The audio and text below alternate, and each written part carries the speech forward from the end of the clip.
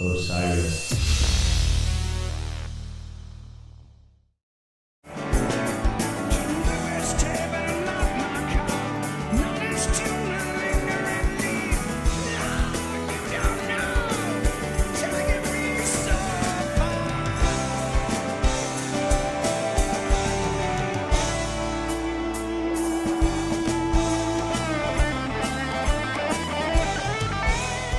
Welcome into episode 135 of the Bluest Tape.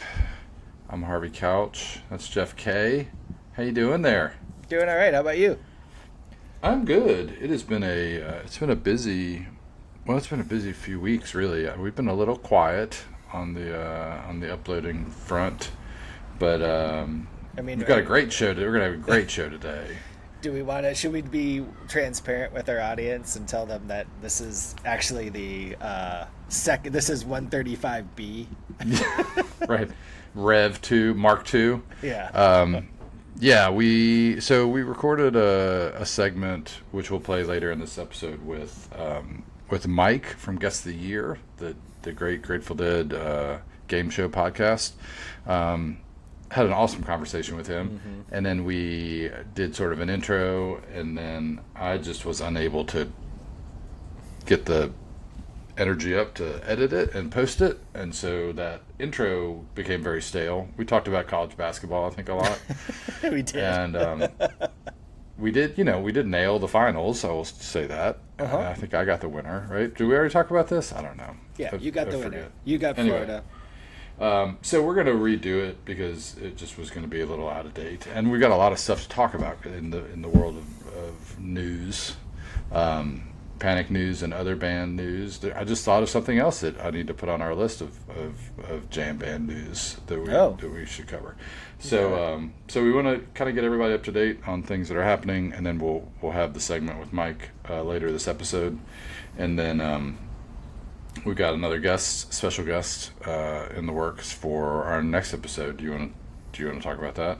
Yeah, I think we'll have the return of our favorite Widespread Panic poster artist, Mark Spusta, to the pod. And Mark has done a ton of posters, but he's recently did all that incredible album artwork for the last Panic album, and then all the artwork for all those singles and the prints that were released. We were supposed to talk to him before the prints got released, but that, it's just ifs and buts. Yes. But we'll be talking to Mark and get that shared with everybody. So, as we've said before, I've known Mark for 41 years at this point. So, wow. Yeah. You met when you were wee lads. First grade, Wanakee Elementary School. Okay, so let's jump into it because, again, we got a lot to cover, and we're a hard-hitting news podcast. You know what I mean? Yeah. The Panic had 3 shows at Ascend Amphitheater in Nashville. Bless anybody's heart who had the money to attend. Not just, let me just say, not just the. You said, I guess, the secondary ticket market was significant on Saturday for sure. The cost of staying within 20 miles of the venue is significant. I remember from my last. When was that last show that I went to there? 5 years ago. The beers then were like $24. They're probably $40 now. So anyway, good on you if you made it down there, and you were treated to by all accounts some pretty fantastic shows. I just want to do sort of a higher level thing first.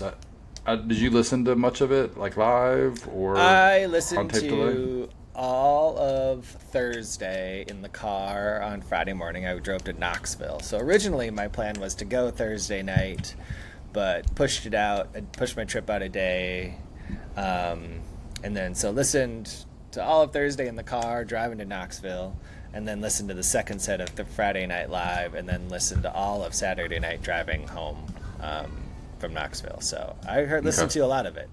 So I just want to real quick, and I want to, because you probably listened to way more than I did, obviously. I've listened to some bits, but I think I kind of had a breakthrough on listening to this era of Widespread Panic. And I'm not sure, maybe we've talked about this before, but I think it's audience tapes. Oh my God, I was going to say the same thing.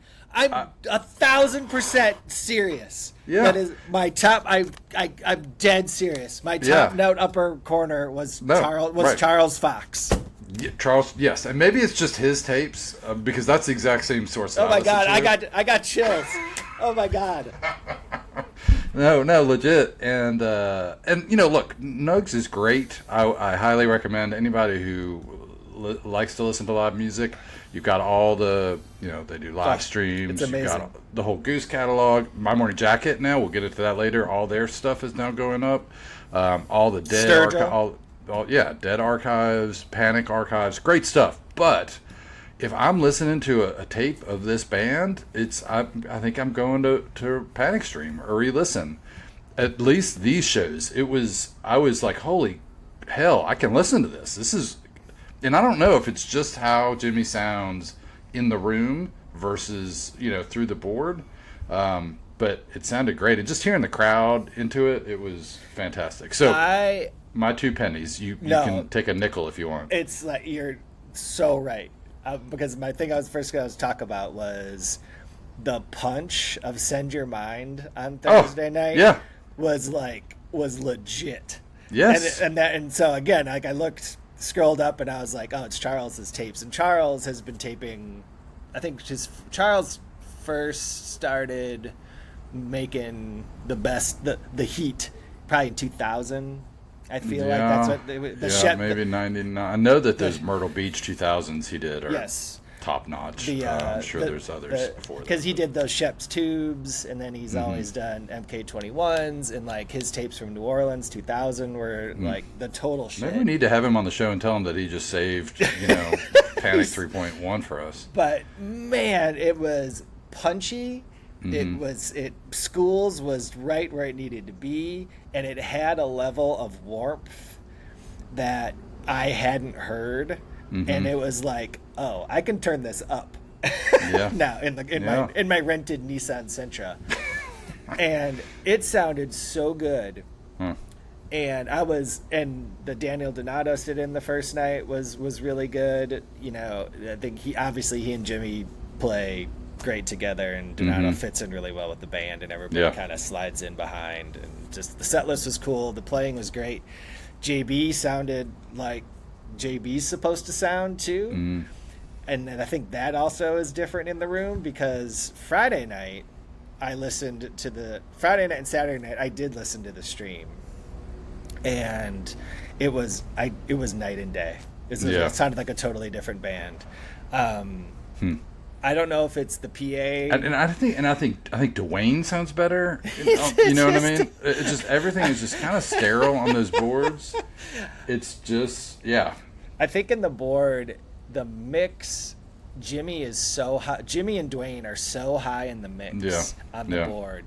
So every little Dwayne Phil I hear, which drives me crazy. But the Jimmy gurgle, the gurgling guitar. Saturday night was actually at points I thought in the second set I couldn't listen to it. I turned on the Warriors Rocket. So have you gone back to listen to Charles's tapes? I haven't had time yet, but I'm going to. I'd love to hear what your if it fixed it. But it was so awesome. Like it felt like going back in time. And it totally that's wild. Because of Charles's tapes. Yeah, and that's so wild that we both had that exact same. Because I think they updated the re-listen app, and now you can choose the source. I don't think that was an option before. And so when I saw that, I was like, ooh, sources. And then I saw his, and I was like, oh, yeah, let's do that. So they did. And nothing against Z-Man. I mean, props to him. He does the Lord's work, and, his tapes are great. But it ain't the same. It's not the same. It was. And, Saturday night, I think what I loved about Thursday night show, I love the Send Your Mind Coconut Porch. The 3-song opener was great. So nice. Second night, Mr. Soul Makes Sense, Lil' Kin was super cool. Proving Ground in the first set. I think we've talked about this.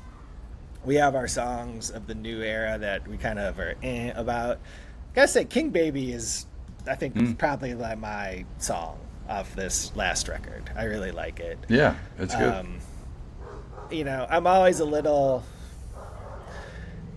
We've talked about this many times over the years, but there are just certain songs that should have been played one time and because they were perfect and should not be played again. Godzilla falls into that category. Yeah. I mean, I get a little sad every time I see that. I'm happy for the people that saw it. Yeah, exactly.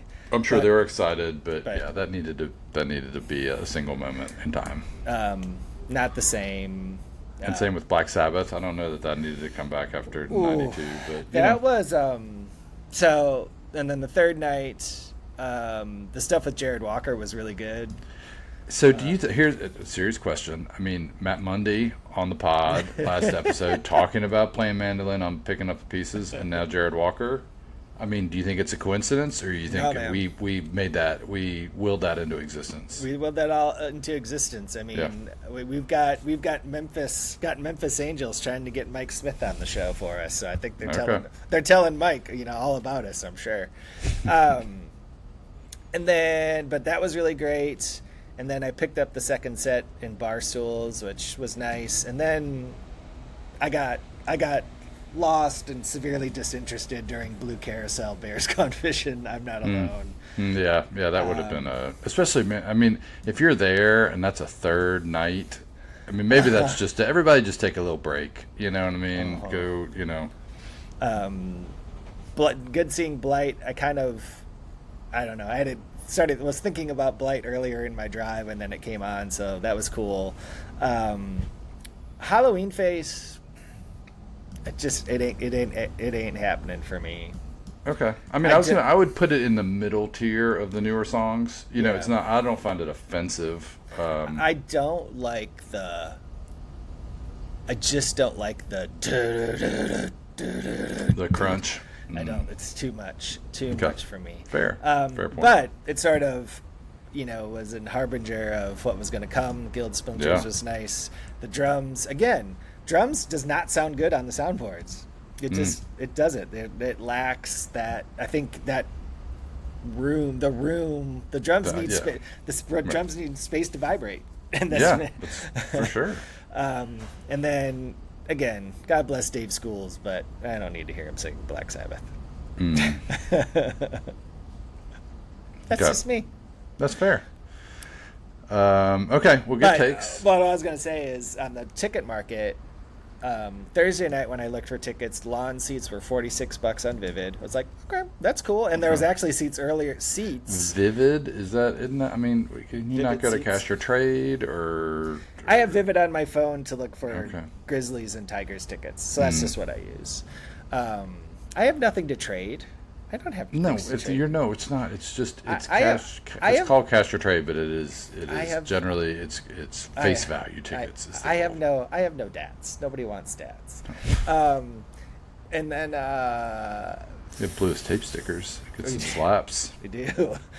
Friday night it was up to 100, and then Saturday night I checked all day. I left Knoxville at 2 Eastern time, so I gained an hour, and I was like, I'm gonna hustle. I'm gonna get my record stores out of the way, and then just see where I am. So I went to Grimey's and Daydream, which is a great new store on Fatherland Avenue. Can't recommend it enough. This guy named Daniel runs it.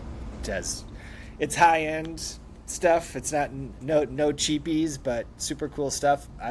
My purchase there was a copy of Charlie Hunter, Pound for Pound, Return of the Candyman from 1998. So It was literally like going back to sophomore year. Was that when the record came out? Like the actual release of the vinyl? Wow. And then anyway, and I got in the car and I was like, okay, this is it, make or break. I'm gonna. And what, did you have a number? You were like, if it's under 100, I'll do it. Yes, 100. It was a beautiful night. I was like, $100 was okay. Cheapest ticket was $363. Get that out of here.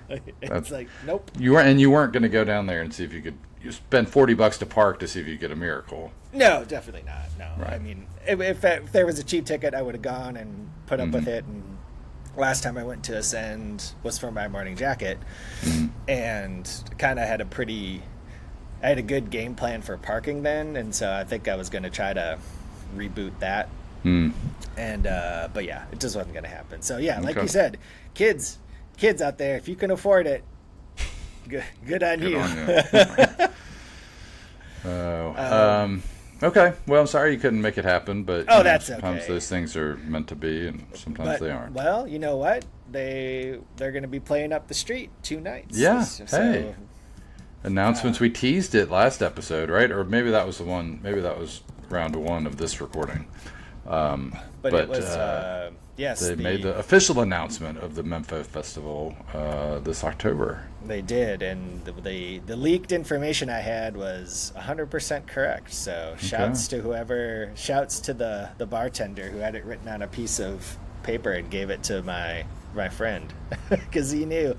But it's pretty exciting. Panic 2 nights, kind of the undercard first night, Friday the 3rd. Father John Misty will be headlining the other stage, and then it's like Traveling Light Tour with Leftover Salmon and Galactic, Kevin Kinney and Bloodkin. It's like widespread panic. This is your life.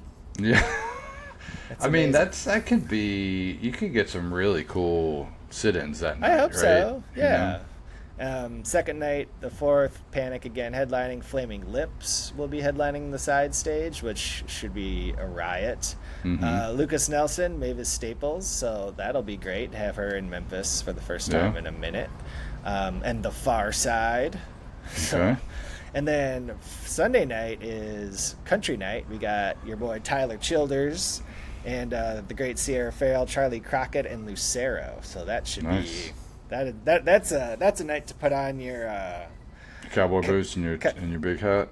Cowboy boots and get some hams and have a good time. Memphis's own Lucero, right? And Memphis's Kentucky's own own Tyler Childers. Right. Tyler played the Krog, as they call it here at Kroger Field.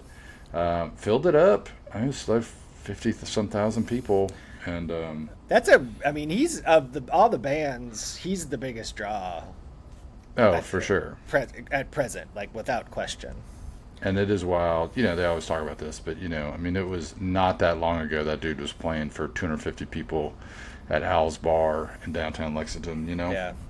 And well earned though, for sure. Sure. The only one that's not at the party is Sturge, and Sturge was saw him a couple weeks ago in South Haven. 28 songs, 32 songs, 2 hours and 45 minutes. 2 short breaks for talking, no encore. What did you think? Did you enjoy it? It was great. It was front to back. It was awesome. Whoever this Estonian guy he has playing guitar with him. Yeah.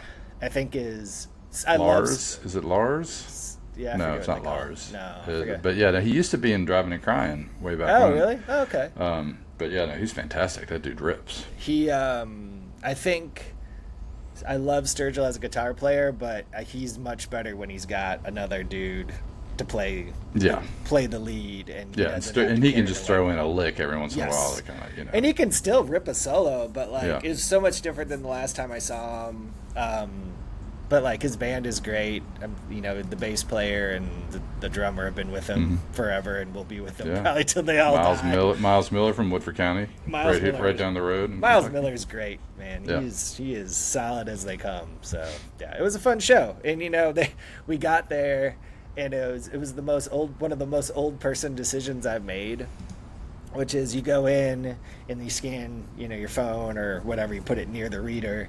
And then you go to our seats, and they have a curtain drawn over. We got tickets in the first row on the upper balcony because I was like, of course, I want to sit down. I'm old. And so we go in, and she's like, oh, we have these other seats. These are better. And they were they were in the lower bowl. Okay. But it was very much like, well, somebody might be in front of me, and I don't have to stand for any of this. So I was like, we'll just go upstairs. That is an old person move. And it actually worked out pretty well because our friends that were there that paid more to sit in the lower bowl came up and sat by us, and they were like, oh, it sounds way better up here. So yeah, no, for sure. Anyway. Well, we went to a concert with a bunch of old people last night. That struck me, really. I mean, I don't think that was the case before, but we went and saw My Morning Jacket. They're in the midst of a 5-night run at the Palace in Louisville, and there were a lot of people, a lot of Gen Xers up in there. But it was cool. Everybody was into it. There wasn't anybody sitting down, which is awesome I mean, it felt like a Panic show, and they were. I'll give them credit. I mean, they're gonna do 5 shows with no repeats. They've got a deep enough catalog to do it, but that's definitely not. They have had those moments before, but generally speaking, they're more of a like, every 2 show rotation kind of band, and so it's cool to see them go a little bit deeper into the catalog to pull some stuff out. And I really enjoyed last night's set list, and their playing was just phenomenal. I heard, well, this is again how old they are. My mom sent me a link that Jim James did like an interview on, All Things Considered Weekend or something a month or so ago, and he seems like he's in a pretty good place, like emotionally, and so I think it shows. He looked really like happy, engaged, not like brooding rock star, but like really just having fun, and it really, and I think it rubbed off on the rest of the band, and the crowd was really into it. It was a fantastic night. So set list is pretty awesome with I Think I'm Going to Hell, Lowdown, It Beats For You, Oh Is the One That's Real. That's pretty awesome. Yeah, to start, I was like, I mean, even just to start with I Think I'm Going to Hell, I'm like, what is that? What? Like, they're on. You get a Cobra, and then you get a bunch of fun covers. You got Miss You, Homeward Bound, and Mr. Tambourine Man, and Happy. So Dance Floor's Happy to end. The encore was Jim came out solo and did the what was the solo? He did one. I needed it more, which is Needed It Most, which is great. I think that's off Tennessee Fire, right? And then kind of did a little medley with the Homeward Bound and Tambourine Man and Back into Homeward Bound, all sort of one little suite. And they were having fun. It was a great show. The whole time I was there, I was like, I need to come back on Wednesday. This is too good. But then I'm like, my life doesn't allow for me to do that. How many times did you drive to Louisville in the last 3 days? Yeah, three times the last 2 days, and once more coming on Thursday. So going on Wednesday doesn't make any sense. But if you have a chance to go see them, there's tons of tickets still. The weekend shows I think were pretty well sold out, but the Tuesday and Wednesday shows, there were still a good number of seats left when I looked a week or 2 ago. Yeah. I highly, highly recommend it if you have a chance, or if you have a chance to see them later this tour. They're really just on it. I mean, really good. Saturday night they played I Could Never Take the Place of Your Man. I mean, when I saw the Saturday night set list, I was like, holy! I mean, they played like Did they play Knock Comes Loose and like Steam Engine, and I mean, it was just a bunch of stuff. Yeah. And but they saved it up. I was really happy to see like Easy Morning Rebel and Aluminum Park. Like those are like rockers that they don't normally play, and those good times. The only time Wilco did a run at the Riviera Theater in Chicago, and way back in 2008. But it was the first time they had ever done something like that, where they did 5 shows, where they did 2 nights, take a night off, and then 3 nights. And I went to night 1, 4, and 5, I think. And they played everything in their catalog to that point, but they repeated songs because Wilco plays was playing 30 to 32 songs like a show. And so I remember that being sort of a moment where I was like, man, these guys got a lot of good songs and they play a lot of stuff, but then it's also Wilco's still dad rock. My Morning Jacket is decidedly not dad rock. So to pull this off for 5 shows and 6 nights and play these songs, not playing a bunch of sad stuff, it's pretty awesome. Right? Yeah. No, definitely rockers. So and then all that stuff again. All that stuff's on Nugs. I don't think last night's is up yet, but the first 2 nights are up, and the stuff from earlier this tour too. So if you've ever been into My Morning Jacket, I would highly consider re-engaging in that, because they're in good shape right now. Nice. And we had new music come out this week. We need a drop for Goose. We need like updates. a goose say like a honk or something. Yeah. Well, no, it's big news, right? I mean, they had their first record in 3 years maybe. Came out on Friday. Yeah. Have you had a chance to listen? I did. That was what I Okay. also listened to on the way to Knoxville. Okay. And it sounds great. Yeah, I think it's there's I think there's differing opinions in the Goose fan space. I mean, there's 3 songs I think that had never been heard before, which is cool. But then the rest of them are pretty well road tested, and I think some folks were disappointed that they kind of messed with those songs and changed a few things around. And so it's more of a question of like, do you look at a studio record being a snapshot of like the song in its best form, or is it an opportunity to create something unique, that's different than what you do in a live setting, which is, I think that's what they went for here. Yeah. I think so too. Do some different things with songs that they know well. So, yeah, and I think that kind of stuff to me is more interesting and should hold your attention longer. You know what I mean? If you want to hear the live version, just go listen to the live version. I agree. I think this is a very, almost, they really explored the studio space. They did. I've been waiting to say that most of the day. But they did lots of different, did some electric drum stuff. They had a lot of horns. And it's cool. It's a good record. I knew it was popular when I went to Grimey's on Saturday afternoon. It was going to be my lone new vinyl purchase, and it was out of stock. So, Wow. So I bought the new William Tyler record instead. So, Oh, wow. fair trade. Okay. I didn't know there was a new William Tyler record. Yeah, man. Okay. And then we talked about it in, I think, version A of episode 135, but the Athens 98 release. Yeah, sort of a surprise drop. By the Widespread Panic Band. Right around the, what is that, the 27th anniversary of that 27th show? anniversary, yeah.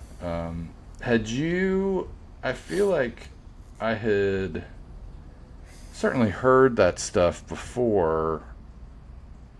Was there like a crappy soundboard going around, or was it just there was a crappy soundboard? Yeah, it was there. Yeah, there was a board that went around pretty soon after the show, that I had in some format. But I don't think it sounded very good.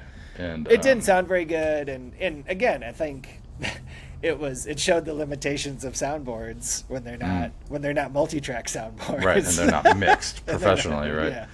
Or multi-track but not mixed, yes. And so this show sounded great. There were definitely some moments that were good to. I mean, I probably listened to the show once a year.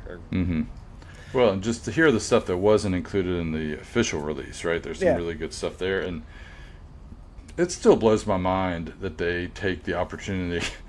I mean, it's just such a Panic thing to do. You take the opportunity of like your biggest audience of all time to like play 3 brand new songs nobody's ever heard before. It's pretty great. And not even really the best versions of them, obviously, but it was cool to hear them at their beginning. I think probably the Christmas Katie might have been the one that was sort of the most formed. That's what I was gonna say. It's the one that sounds the most like it does today, where the all-time low is pretty figuring it out, lacking. But yeah, no, it's great if you haven't listened to it. It's good snapshot of a band at pretty close to the height of its powers at that moment. I jumped off of Goose, but we have Goose Fall Tour, so you'll be going to Louisville 2 more times. There's some of my favorite bands play at the Palace. Ooh. Not all of them, but some of them do. That'll be exciting. They had, it was so fun going back to see Jacket there. Like, I had not been to a show, probably since the Goose show, 2 years ago. Such an awesome venue. In fact, that was like the first time we met, right? First time we met, yeah. 2000. Such an awesome venue. Just great memories and vibes in that place, and sounds awesome always. And so, looking forward to seeing more shows there. And Goose is playing not in Memphis, but they're playing in my hometown. They're playing at the Kohl Center. Mm. in Madison with Mount Joy. Do you know anything about Mount Joy? I don't. I mean, I've heard of them. This show, I think, had been announced a little while ago, right? A couple months ago, yeah. Is Mount Joy kind of a big? I mean, to It's play the Kohl Center is the basketball arena? It's 18,000 seats. So I mean, it's Yeah. it's a co-headlining show. Yeah. So if any of our faithful listeners out there want to inspire us for Mount Joy, I think that. So would do you not have any? You don't have any Mount Joy input? Zero frame of reference. Okay. But I would like to go Maybe. to the show. It's on a Wednesday in September, which is, great time to be traveling. It's tough. Yeah, that's when the Palace shows are Tuesday, Wednesday. They do. I think Chicago the weekend before, and then Atlanta and Charlotte the weekend after. So it'll make it kind of special, make it more of a destination for folks to, make the effort to get to Louisville on a Tuesday and Wednesday. Yeah. So I was thinking, we didn't talk about this before, but I was thinking today that I was actually thinking in the car on Saturday. A lot of windshield time. And so I think that one of the things that we could do, that I will take on as a project, is, I don't know if I'll do it every episode, but I'm going to do it on the regular. And I'm looking for I'll take requests, I'll take recommendations, but there's two things that I think needs to happen. And this is I think collective thing for all of us, and this came out of thinking about the interview with Mike that we're going to play here shortly. Around, knowing which years the Dead played, and we have this whole conversation pre-telling, but we have this whole conversation around best years for the Dead and what made a good show, what made a good show in the moment, but what makes a good show 30, 40, 50, 60 years after it happens, right? And so it's very much I think we talk about it, that a lot of it revolves around Jerry, and it revolves around his health at any given point in time. But then also, for Panic, this idea of the rareness with which we never heard strong criticism of the band, the original band, and those glory years of between 96 and 2000 or 2001. The quibbles were the quibbles about set lists, and the quibbles about, segues and drums is too long and jams and so on and so forth. But by and large, Mikey stayed above the fray when it came to criticism. I felt like. And it's one of the things I think I've respect him most often. Was he perfect every night? No, nobody's perfect every night. But by and large, that dude was on most of the nights, right? So, and I also was thinking about how easy it is for us, and we did our bracket, how easy it is for us to rattle off 10 best Panic shows with Hauser. We can come up with the list of 10 best Dead shows with Jerry, 5 best Duane Allman shows, whatever it might be. But I want to start to compile a list of the 5 best shows in each era of the band. And so what I'm pledging to do, and I'm going to report to you, and I'm going to make it, like I said, not in every episode thing, but when I probably don't have a recommendation. Okay. I'm going to come to you and I'm going to say, I listened to a George show from spring 2005 or something like that. Or I'll choose fall 2003. Let's just choose not the Lexington show, the worst show you ever saw. I promise I won't do that. But I'll just choose one, because I think part of it is I'm really curious. Yeah. And I think with the Jimmy stuff, I think I'm curious because he's been the guitar player for long time, almost 20 years at this point. Yeah. And I don't see, and again, I'm a Luddite and not on the socials, but do people put out top 10 lists of Widespread Panic shows with Jimmy Herring? Maybe. I mean, I don't see that, but probably. So I'm curious to know what those would be. Yeah. Because again, it's like there aren't are there Jeff and Harveys of the Jimmy Herring era? I mean, maybe. I mean, am I being completely self-serving? Am I being selfish by wanting to do this? Are you No. thinking like, Jesus Christ, Jeff, am I gonna have to talk about 2003 Panic? Or is it more along the lines of, No, you are. You're going to have to talk about it. or are we going to consider it a thought experiment? Mm-hmm. No, I mean, I'm game for whatever. I mean, I feel like in order to come up with a top 10, you need a pretty large frame of reference. You know, I mean, you're not going to listen to every Jimmy Herring show. No, not. But that's where I think with Mikey, I think it was you and I had both listened to All at of one them. time 90 to 95% of available music. Right. I would say. Yeah. Maybe not the entire show, maybe Mm-hmm. not more than once, but like enough to know, like, oh yeah, that show's pretty good, or like Mm-hmm. that show's the one with the weird set list, or like that's the one with like blah blah blah. Yeah. And so, and it's for a band that we talk about that's still in existence, not to have that frame of reference was like, I don't say it's bothering me, but it's like I want to understand it better. Okay. No, I think that's yeah. And so, is it something that I don't think either of us want to tackle 19 years of Widespread Panic? But I would love faithful listeners or whatever to, float some recommendations and I don't want, Red Rocks or, New Orleans or whatever. Like, I know the band hasn't toured in some time, but, that was always one of the joys of the original band was to have these Ames, Iowa. Ames, Iowa, and Buckhannon, West Virginia, and Murfreesboro, Tennessee, and this random shit that would be like, oh yeah, they played a 17-minute diner and it melts your face off, and that like it was the third song out.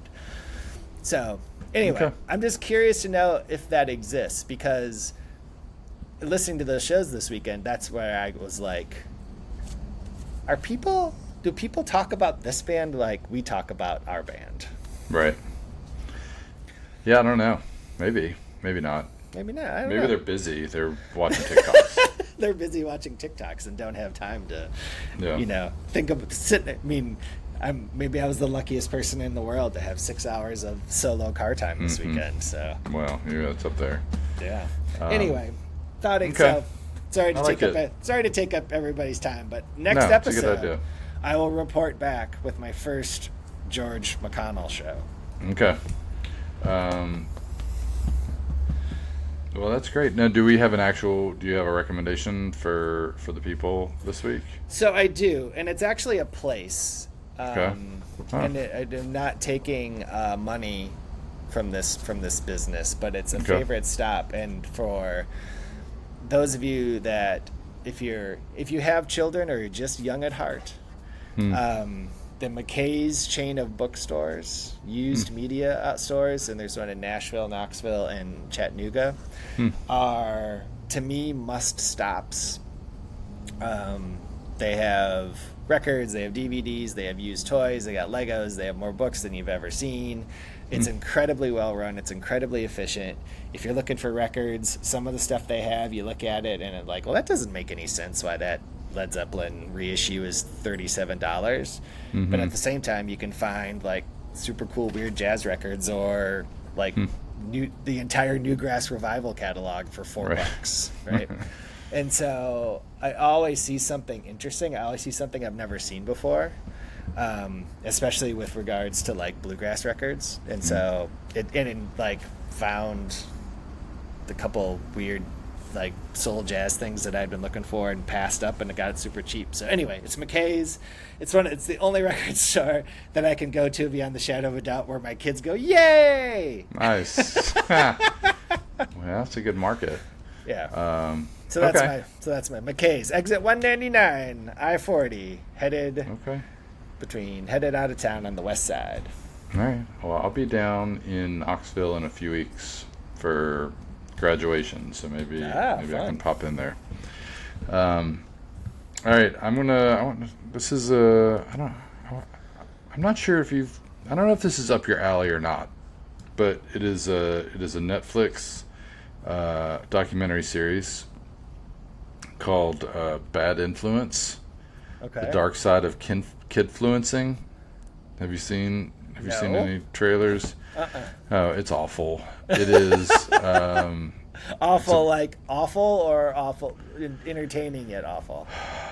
It's mostly just awful. It's about this girl who was an influencer, still is, I guess, as like a preteen, and her mother, without giving too much away, turned out to be a pretty awful person, and it brought in all these other kids to kind of have this group kid influencer thing, and generated a lot of cash and treated people like horribly wrong. So it's a story of how things can not go well, but it's interesting to see, you know what I mean? Like, it gives you pause about some of the things you might see come across your timeline. Yeah, for sure. So, yeah, and look out for your kids. Yeah. Does Quincy have access to the YouTubes? Oh yeah, no, he's on YouTube, and so. It's Presley's super into games. Ellison is obsessed with YouTube, and as I mean, he has no idea what he's looking for. Right.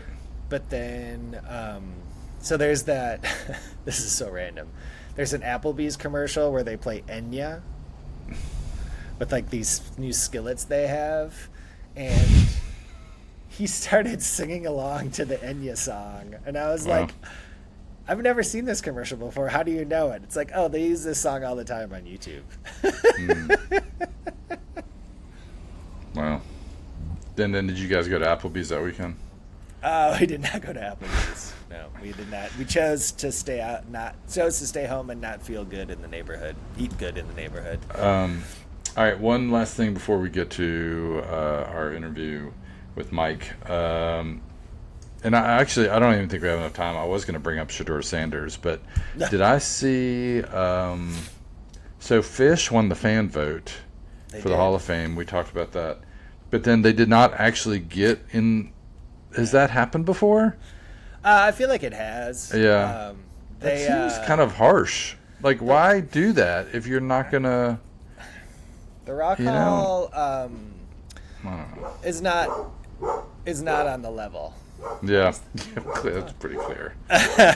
It's like, here, you guys are nominees, and you 5 get in this year. And then, oh, by the way, we're going to put in Salt and Pepper and War Zevon in like a totally random category when they could be in this one. And right. So, anyway. Well, I hope that... I was just kind of bummed when I saw that. I was like, they were going to have their moment, and then it's like, nope, not going to happen. Yeah, and I think they'll probably get in. Yeah. But what I was interested, I wanted to have the conversation about it, but I'll because I had some questions to ask, but I'll save them for when they get in. So. Okay. Is that your dog or a neighbor dog? No, that's my dog now. I don't know why. Yeah. Maggie, what are you doing? I'm just keeping you safe, Dad. I guess. All right. Well, I think that's our cue. Jeff, that's our cue. Maybe to wrap it up. All right, let's go to our interview from a few weeks ago with Mike from Guest the Year, and we try and we do okay. I don't know. You'll see. Fair to Midland. We do our guessing, but anyway, thanks for hanging out. We'll be back soon with Mark Spusto, right? That's our next episode. But for now, check out this chat with Mike from Guest the Year.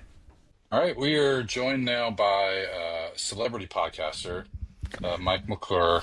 I mean, really, just been what was the name of the 27 Yankees? Murderer's Row of podcast guests that we've had here on the Bluest Tape the last few weeks. Mike, thanks for taking the time to join us. It's a pleasure. I mean, Harvey, you know that we're good when we're just trying to get rub from all the other great podcasters we've had. Hopefully we just get like 1,000 new followers from Mike being here. So There's a lot of Panic Dead crossover, and every time I meet one, it's a good conversation, and they're always like the very cool, fun Deadheads. So it's a real pleasure to be on the Panic podcast. Well, what about Fish Dead crossover? They're less fun. That's a good question. They're more like scientific. They get out their charts and graphs and like clipboards with stats on them. Yeah, the best kind of like distinction I've heard made about Panic and Fish is at Panic shows you can walk to the front and everyone will be like drinking beer and give you a high five and say welcome. And if you go to try to walk to the front of a Fish show to the barrier during the show, people like call security on you immediately. And not only that, and then they like give you a cold shoulder and they give you dirty looks and like, right. And also there's not really a tarping culture. It seems like with Panic, like people don't throw down like a 20-foot by 20-foot tarp and say. Well, Red Rocks is a professional. They do that. Okay. Yeah, I think you're right though for the most part. Yeah. Well, so it's a positive distinction in the favor of Panic for sure.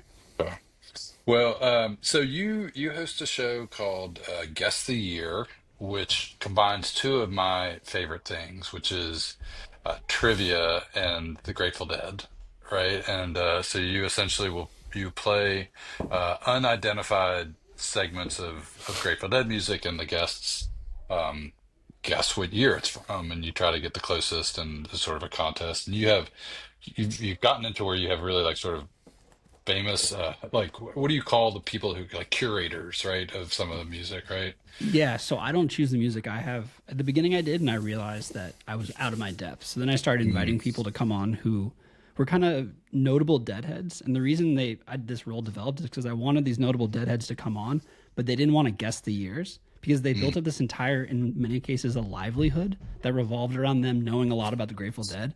And if they look stupid, they're like, this is gonna be horrible for me.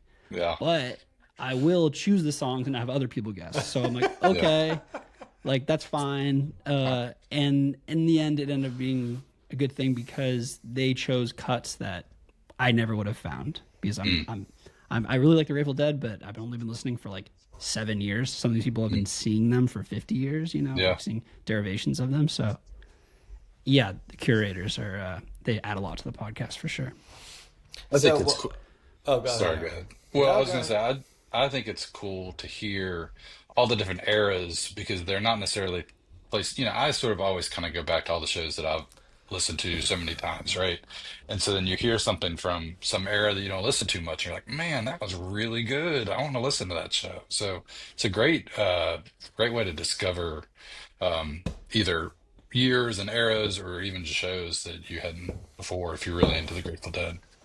Thanks. Yeah, it is for me for sure, and I've heard that before. And what inevitably happens is people bring shows that hidden gems. Like people don't play Europe '72, like the most famous one. They play hidden gems or like shows they were at, and either way they're going to be new for people, even Deadheads who listen all the time, which is many Deadheads. Mm-hmm. What is the most frequently played like song or portion of a song that gets played? Great question. I think Althea is the most. Althea is a big one. Scarlet Begonias, kind of like just the most famous Dead songs. It doesn't really, even amongst big Deadheads, they still play a lot of those ones. What songs like don't get played a lot is like Touch of Grey, because it doesn't. They only played it in a certain period, right? From like 83 to 95, and within that period they don't jam, so there's not a lot of revealing sections sonically. So they just play verse chorus, so no one ever plays Touch of Grey, and also people don't want to come across as like phony, like they want to seem like astute and not like they're just fair weather touch heads, they call them, is the They have the bona fides. Touch heads. Yeah, like you don't want to be called a touch head. Yeah. When people are guessing, and again, I haven't listened to every episode certainly, but I listened to the like championship round you did. Nice. Which was super entertaining because I love the way that they talk through things. But one of the things that So I'm somebody that loves the Grateful Dead, but I'm also very distinct about the eras in which I listen to. I don't listen to, unless it comes on, honestly, unless it comes on Grateful Dead radio in the car when I'm driving to Wisconsin for a holiday. I don't listen to anything after 1978 by choice, typically. And some of that is song selection, some of that is qualitative. Actually, not some of it. All of it is qualitative in my mind, but it's also and some people might call that closed-minded too. It is closed-minded. I'm not going to lie. Why? But one of the things what I want to ask you is that when people are listening to, especially shows from the 80s and into the 90s too, but I think the 90s are kind of a given, are they using like the degradation of Jerry's health as like a way to figure out when a show might be from? Absolutely. But it's not quite as simple as, it's not linear, right? His health fluctuated. So it was pretty bad and got worse and worse and worse till 1986, and there was the coma. And then it got better and better, and then it got worse and worse again. Yeah. So like the second, or I guess the third or fourth, whatever it is, peak, and like the post-coma peak was probably like 1990, 89, 90. Yeah. But I will say, like, so that is a huge clue. And you can hear it in his playing, you can hear it in his voice. What is helpful for me when I play this game is if it's a Bob song and he's singing, I can usually figure out within a year or two because his voice decline is linear. Like when he was 16, he sounded the best he sounded his entire life. And now in 2025, he sounds rough, but he sounded, even in 1995, when he was singing, Desolation Row, it was very clear it was 1995. He's in that camp of, I mean, again, listening to shows from the 80s and 90s where I just wonder, like, are you really trying to sing that badly? Because it's just, it's like listening to Dylan in a lot of ways, where it's just like, is this a work? Like, it's an art form. It's an art form. Yeah. Back to wrestling again. In terms of the are you using mostly soundboard tapes, or are you using audience tapes? Yeah, no, good question. So it's up to the curator, right? I don't choose, but they mostly choose soundboards. If they choose an audience tape, it's for a specific reason, that they just really like this tape because they had the tape usually. But Jeff, why don't you mess around with the 80s and 90s? It just sonically doesn't appeal to me. It never really has. I think I probably like it more now than I ever have. I think some of that was related, and again, this sounds so like lame, but it's like I watched that 4-hour documentary of the Dead and Al Franken talking about Althea, and I was like, if Al Franken likes Althea that much, I'll give it a shot. Right. But it doesn't appeal to me. Jerry's, especially, it all comes down to the way Jerry's playing and Jerry's guitar sound. That is like 1,000% what it is. And so there's something about, again, 68 is different than 69, 69 is different than 70, 70 is different than 71, I mean, so on and so forth. But there's elements in all of those things sonically that I love what his tone is and how he's playing. And so late 72, 73, 74 are probably like my favorite era of the Dead. I mean, yes, Phil and Ned is a bit much at times, and nobody really needs a 40+ minute playing in the band, but I love how it sounds. I always have, from the earliest tapes I got. I mean, it's just what I collected, so it's just kind of what I've always gone into. And that some of the material in the 80s especially, I just never really liked. Day Job especially. Here we go. Everyone hates Day Job. What's the time stamp on Day Job? I will say, though, I think to your point, Mike, about the post-coma, I mean, I had many tapes from like 89, 90 that I really enjoyed, right? And that was a refresh. No, and I'm just 89, saying that was like... But 89, I'm going to be like Fox News. 89.90 You're okay with. 89.90 is like the exception to the rule when it comes to that. Fair enough. Because that shit is ridiculously good. Yeah. So that that's how I was, right? I was like up to 79 and then 89, 90, and that was basically it. And really, it's been, I would say, Guess the Year has had a lot to expose me to because, and I'll bring this to Panic. I remember Dave Schools, the bass player for Widespread Panic, always talking about the early '80s being his favorite era of the Dead. And I'm like, he must have been on drugs at the shows, and that's the only reason why.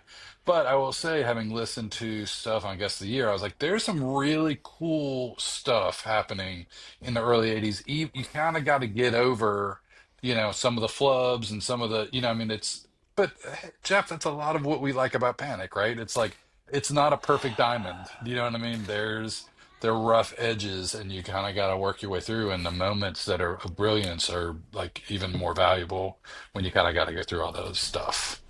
Okay, I mean, how deep do we want to go into this right now? Oh, I mean, here we are. What else do you want? We have Mike here. Schools likes early '80s Dead because that was his first Dead show, which was Charlottesville totally. in September of '82. Right. So, Mike, my Panic is the band that I've found myself immersed in, mostly thanks to Harvey in a lot of ways. But the Allman Brothers are my first band. And so Allman Brothers is such a guitar heavy band. And, there's things about Dwayne and Dickie that I love. Our friend Bob Beatty was on this podcast a few weeks ago. And I don't think it was you, Harvey, that asked the Desert Island, like, what is the one era that you would have? Or that if you had to pick one, what would it be?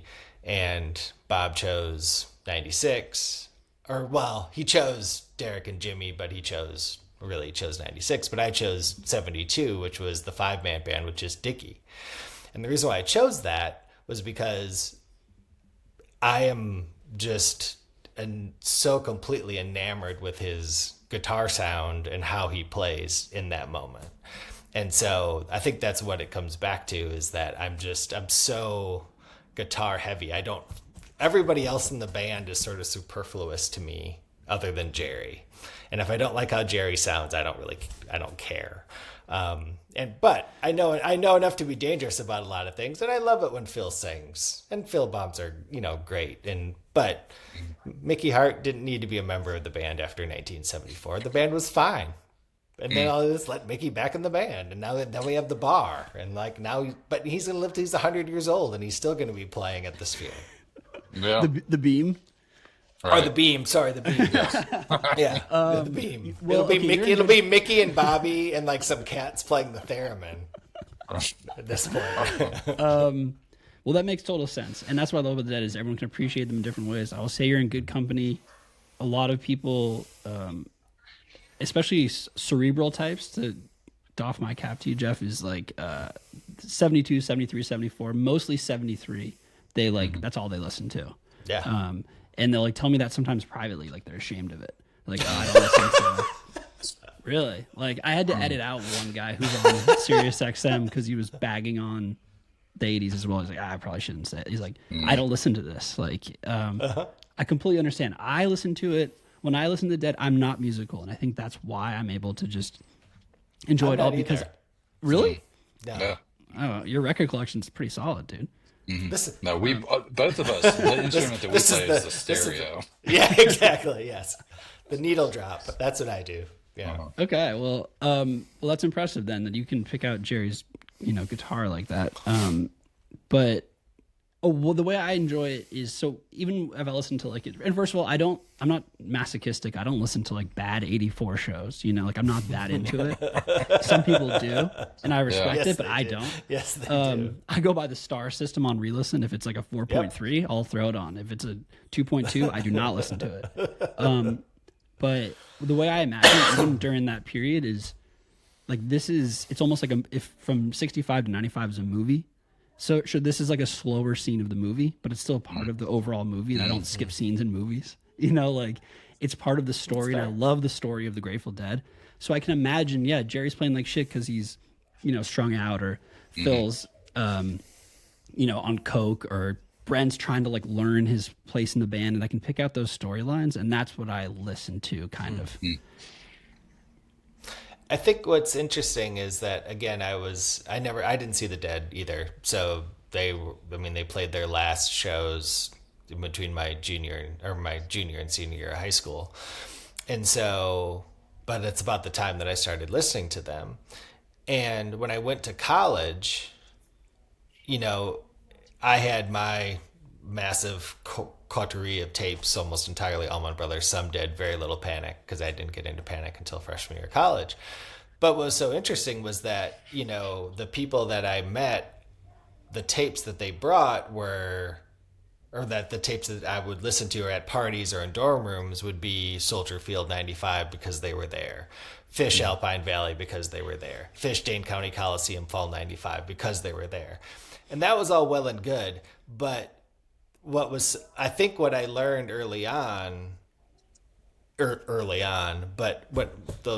sort of my formative listening years was that I got real tired and real impatient with people that didn't want to criticize what they were listening to or think critically about what they were listening to.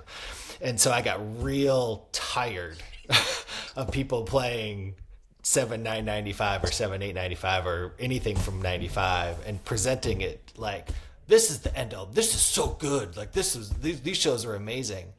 And it took a friend that had gone to the Omni run in Atlanta in spring of 94. And he was a year older than me. So that was his spring break for his junior year of high school. And so I was knowledgeable, but not terribly knowledgeable. We put those 94 shows on. And it was and what was great was that he played them, but that he talked me through them. And sort of like, yeah, the first set's not great. There were some highlights and blah, blah, blah. And the second set, but this is where it gets really good. And there's the Dark Star, 3/30/94. And like, that was sort of like, okay, now not only did I understand it, but I also understand how to think about it and talk about it a little bit more. And I thought that was a really important lesson to learn, which is important to learn from your friends when you're sitting in a dorm room and using a cardboard tube with duct tape and dryer sheets. Of the 90s. But it was really important to do that. So I think that's one of the things about, you know, it's interesting in listening to your podcast and then even fish related stuff and even some of the stuff that Harvey and I do is that Harvey and I are never not critical of what we listen to and what we love. Like, we love our children unconditionally, but I still think they act like dumbasses sometimes. And so it's just, I think it's important to have the ability to sort of critique these things that you love. And so that's one of the things that I've enjoyed about David Lemieux, but he always God. The era goes back and forth and it's just like fanboy. Yeah. So I always like it when people can say, yes, I love this band and here's why I love this band, but these are moments that I don't like, can't stand. So I don't know. I talked a long time, but I just kind of want your take on that, where like the ability to love something like the Dead, but also be open-minded enough to say, yeah, that shit ain't good. I think I completely agree with you. And first of all, with the caveat that if someone like a spinner, wants to spin and smile and laugh throughout the entire show and does not care one bit about if that was like a weak Cumberland Blues, I think that's completely valid. And I love that the Grateful Dead has so many different types of fans. As opposed to like Fish fans, who every Fish fan at the venue thinks they are the most cerebral Fish fan, and Trey and them would get along best, out of everyone there. And I love that the Grateful Dead has so many different types of fans. And so many Deadheads would hate my podcast, and rightly so. And I love that too. They'd be like, this is, first of all, this un-Jerry-like. You eliminate people from your podcast. Like, that's absurd. You keep tally. There's product giveaways. Like, Jerry would probably hate it. So I understand that too. I happen to agree. Jerry likes something in his wallet too. Just don't ever forget that about the Grateful Dead. Don't ever. Oh yeah, there were Jerry ties. Yeah. So yeah, I love that. But I do agree that when you're able to discern weaker songs from better ones, it makes the better ones more special. It makes you listen closely. It makes it kind of like you're on the hunt. You're on a hunt for like great moments in the show. Yes. And sometimes it doesn't come, but it only makes it more special when it does come. And I feel that about, I see Dead & Co. I like Dead & Co. It's a fun, I was born in 1991. So like this is In terms of the lot scene and like seeing the songs that I love, like this is what I got. And I love 2 or 3 moments in the show where it gets really good, or none, or 5 on a good day, you know. So I love that hunt, and I completely agree. And if someone wants to say they love every show, that's great, but that's kind of the end of the conversation too. Like, okay, you know. I feel like that's, but I mean, I feel like that's why we do this, right? I mean, it's the hunt, it's the unknown, it's the what's going to happen next. Is this going to be the time? And I think, I don't know, I think Jeff, you were talking about your friend explaining to you the show in '94, was it? And it was like, I've heard that from multiple people who would talk about like go, listening to one of those shows or being at one of those shows, and it was like blah blah blah, and then boom, you know what I mean? And it was like it was almost like Jerry was like doing the load management situation, like an NBA player. You know what I mean? It was like he could only like release like so much energy, and he was timing it for whatever. And maybe he didn't know when that was going to happen. It was just going to happen. And but yeah, I think to your point, Mike, that the search for those moments is why we do this. You know what I mean? Why we follow bands around the country to try to catch those moments. And like Coldplay never has bad moments on tour. Every single time they do Viva La Vida, it sounds like excellent. Everyone knows their parts, and it's 5 minutes and 3 seconds, whatever. Right. I mean, the best part about it is, like, I still listen to Widespread Panic and send Harvey moments all the time, and he just ignores them for, like, show prep. Look, we can have this conversation not on the show, Jeff. I mean, Does Panic have as much fluctuation as, like, the Dead in terms of good and bad? Well, it's more era-centric because we've had 3 lead guitar players, unlike the Dead had 1. So it's 86 to 02, and then 02 to... But I would say, Jeff, I think to be fair, 95 to 97, there weren't many clunkers. But you would find on the outside of those, like 92, 93, and then up till '02, it was you would have more kind of average shows. And so you would find these moments that are like, wow, I had never heard that before. You know what I mean? Yeah, but I think it's more the crux of what we talk about is the Hauser years. The George years sort of get glossed over. Jimmy, because Jimmy's still in the band and still playing, and we occasionally go to shows. And so we talk about that. And we try to like be current events. Widespread Panic announced Indianapolis this summer.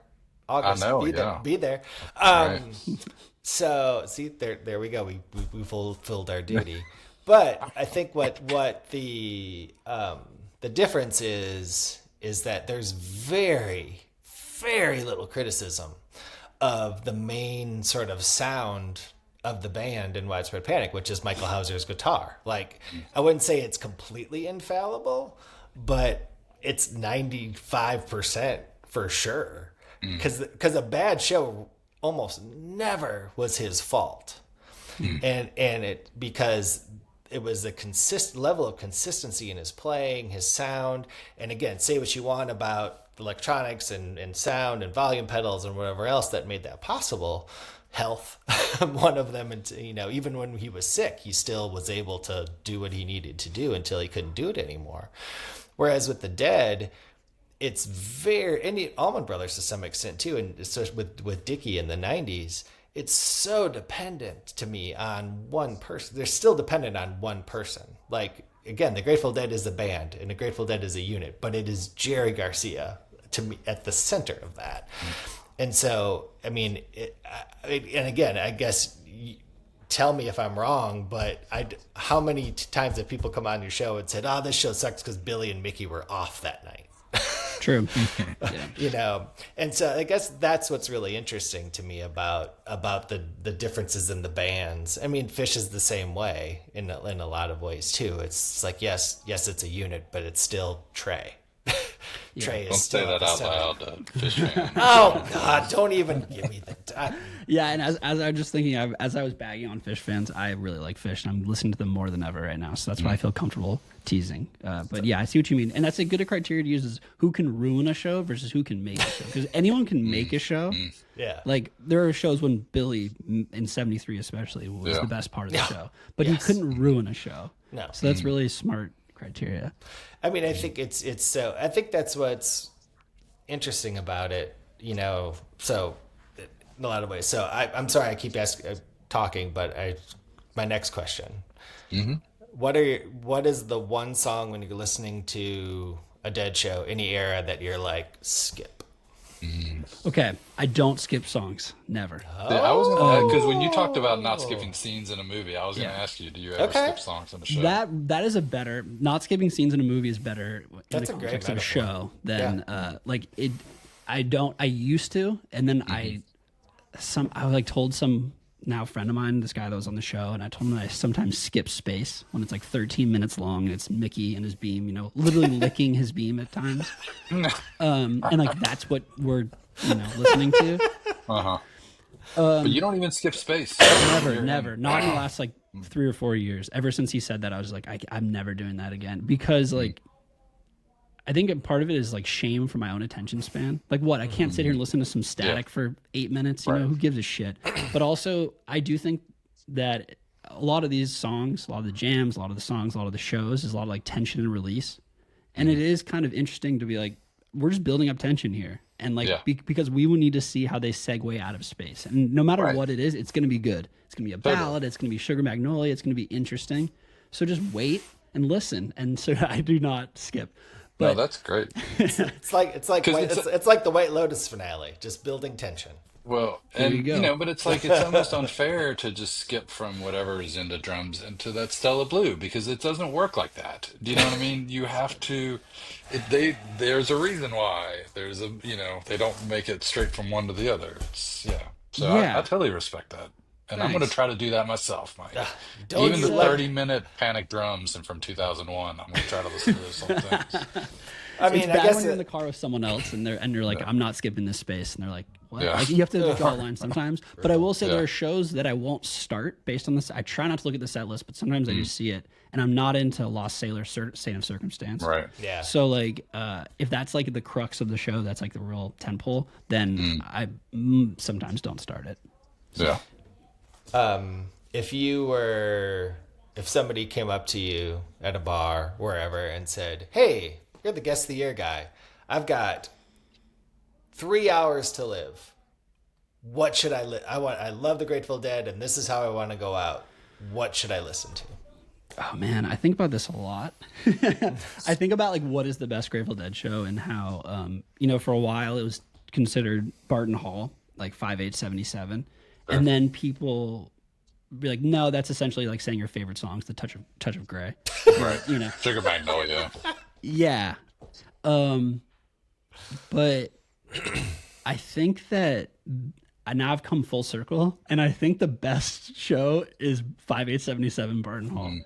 I think and the best part of it is the most successful part, which is like Scarlet Begonia's Fire on the Mountain, where the number of my friends, as I've started Guest of the Year, my friends have kind of like be like, all right, we'll support, you know, we'll try.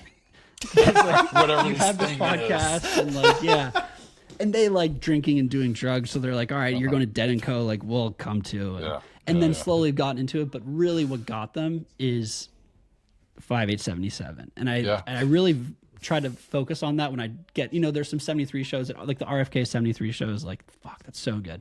But I like to think that the entire Barton Hall show is so triumphant. It's, you know, it's like composed music for most of it. So I'm going zagging and going 5877.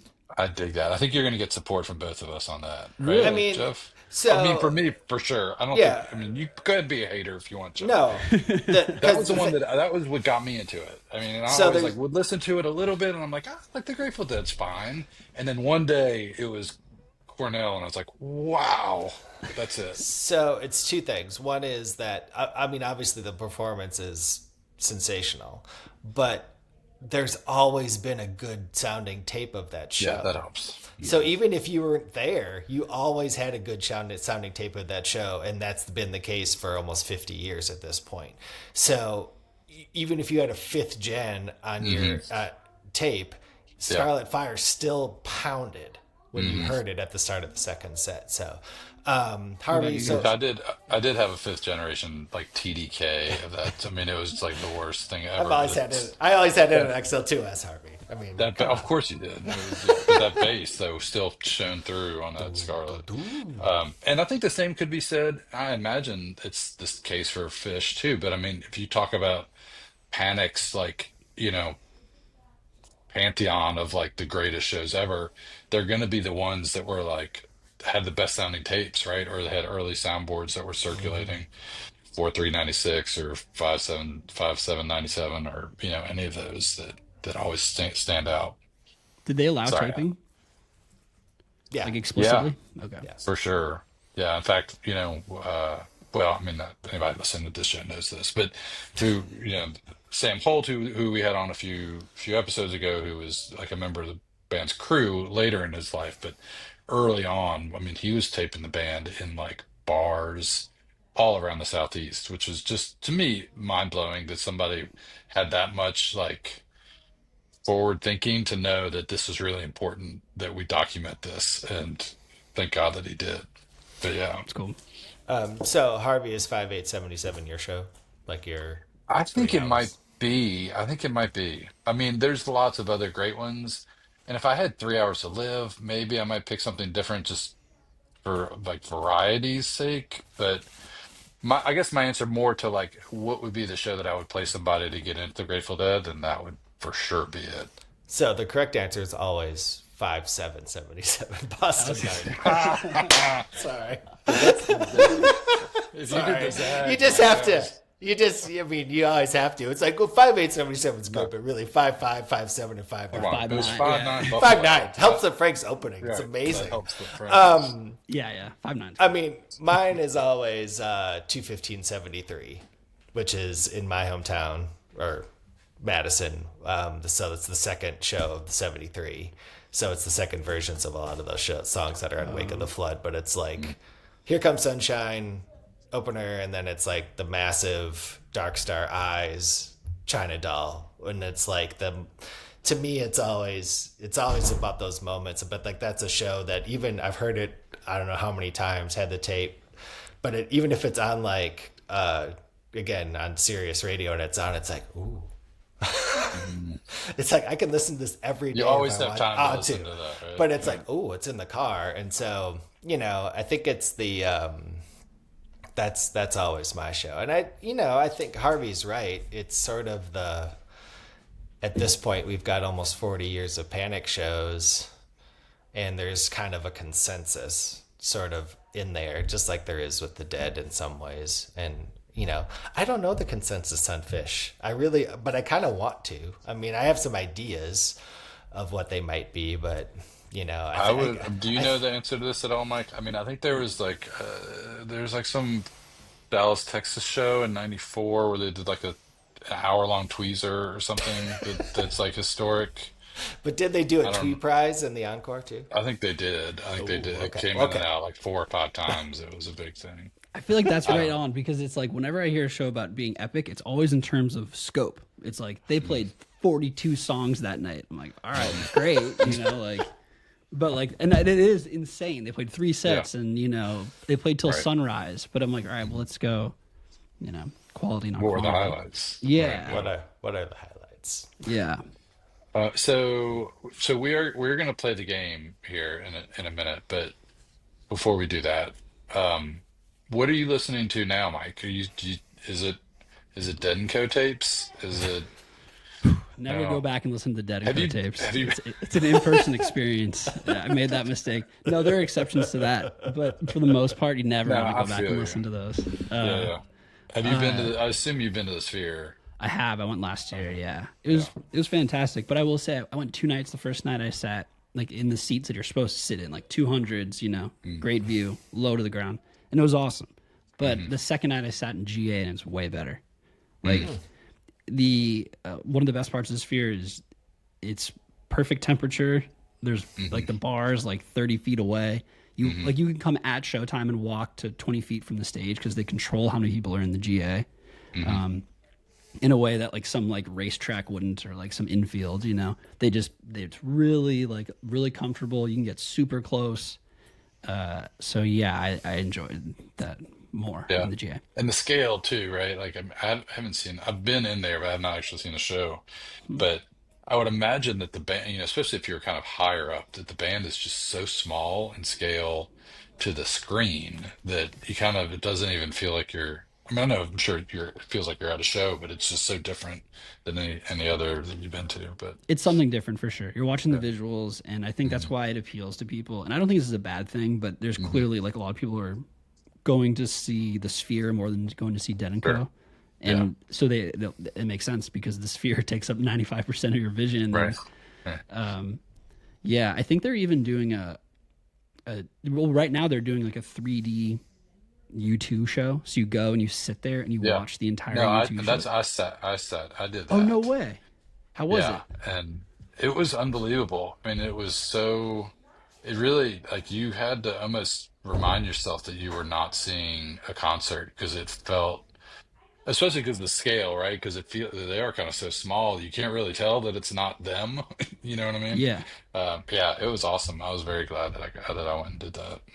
I read some article and the writer said the same thing. He was like, it was fantastic. And you left, and it was like during the day or something, right? You could do it like 2 p.m. and then you could go out and do the next thing.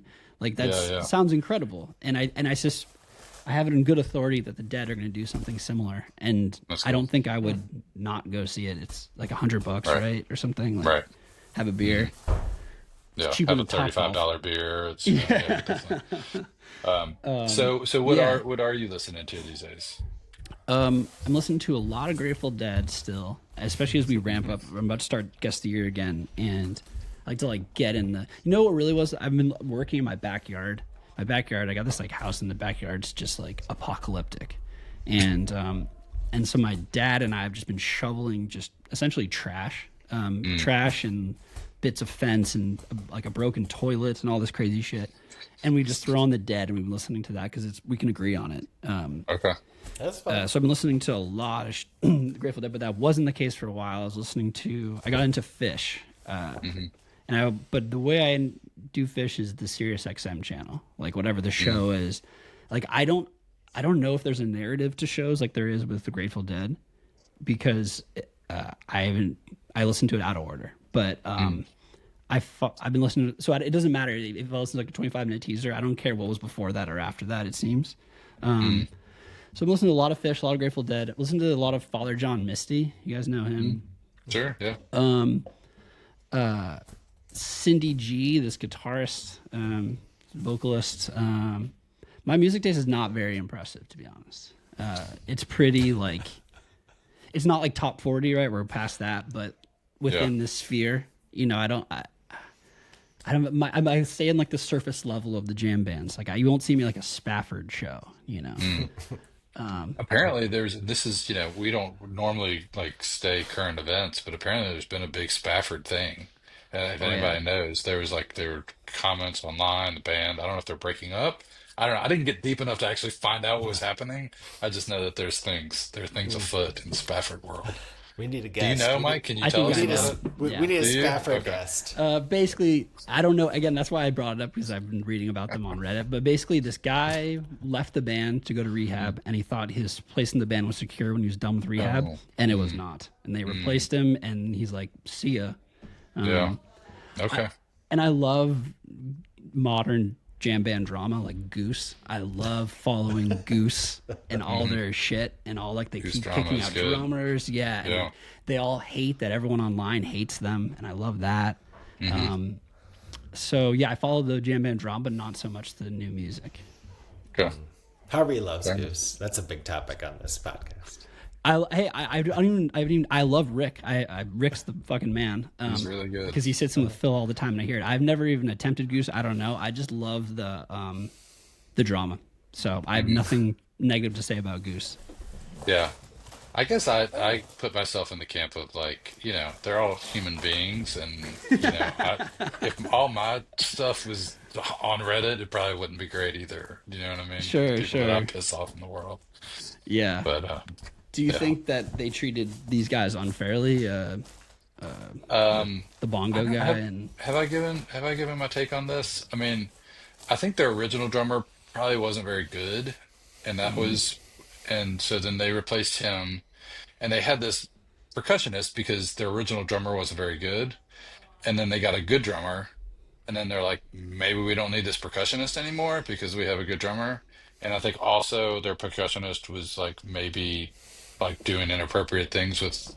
I'm not going to make any accusations for things I don't know, but if he was doing things that were inappropriate, then I can see where they'd be like, we don't really need that in our space either. So it might have been a combination of some of those things. Sure. Yeah, it seems like Cotter's a great drummer, and like he's elevated the band to new heights. And I love that he's just like some dude in Burlington. In fact, like I was interviewing with someone for like a job that I didn't get, and she was telling me that she lived in this like tiny apartment, and she lived with Cotter. She's like, yeah, my roommate is Cotter. He's just like trying, like he just got into Goose. He's so stoked. He's gonna be able to get his own apartment soon. So, that's cool. Yeah, so I'm like, oh, I see. Like he's just a dude, and that's awesome that he's living his. He's a working. He went from a working musician to like making a real living. That's awesome. Right. I mean, they sold out MSG this summer. They're doing okay. I can't believe, and really sold it out too. Like the tickets went fast. Yeah. Okay. What else? Anything else? Do you want to talk about that we should get into? So let's talk about your podcast. You're starting a new season. Is getting ready to come the next couple weeks. Yeah. You already record all those, or they kind of do it as you go? I do it as I go. Do you guys South Park fans? I mean, certainly, I was in college when it first came out, and those guys used to like make them as the ones were going, right? Yes. It was like they were like a week ahead of time.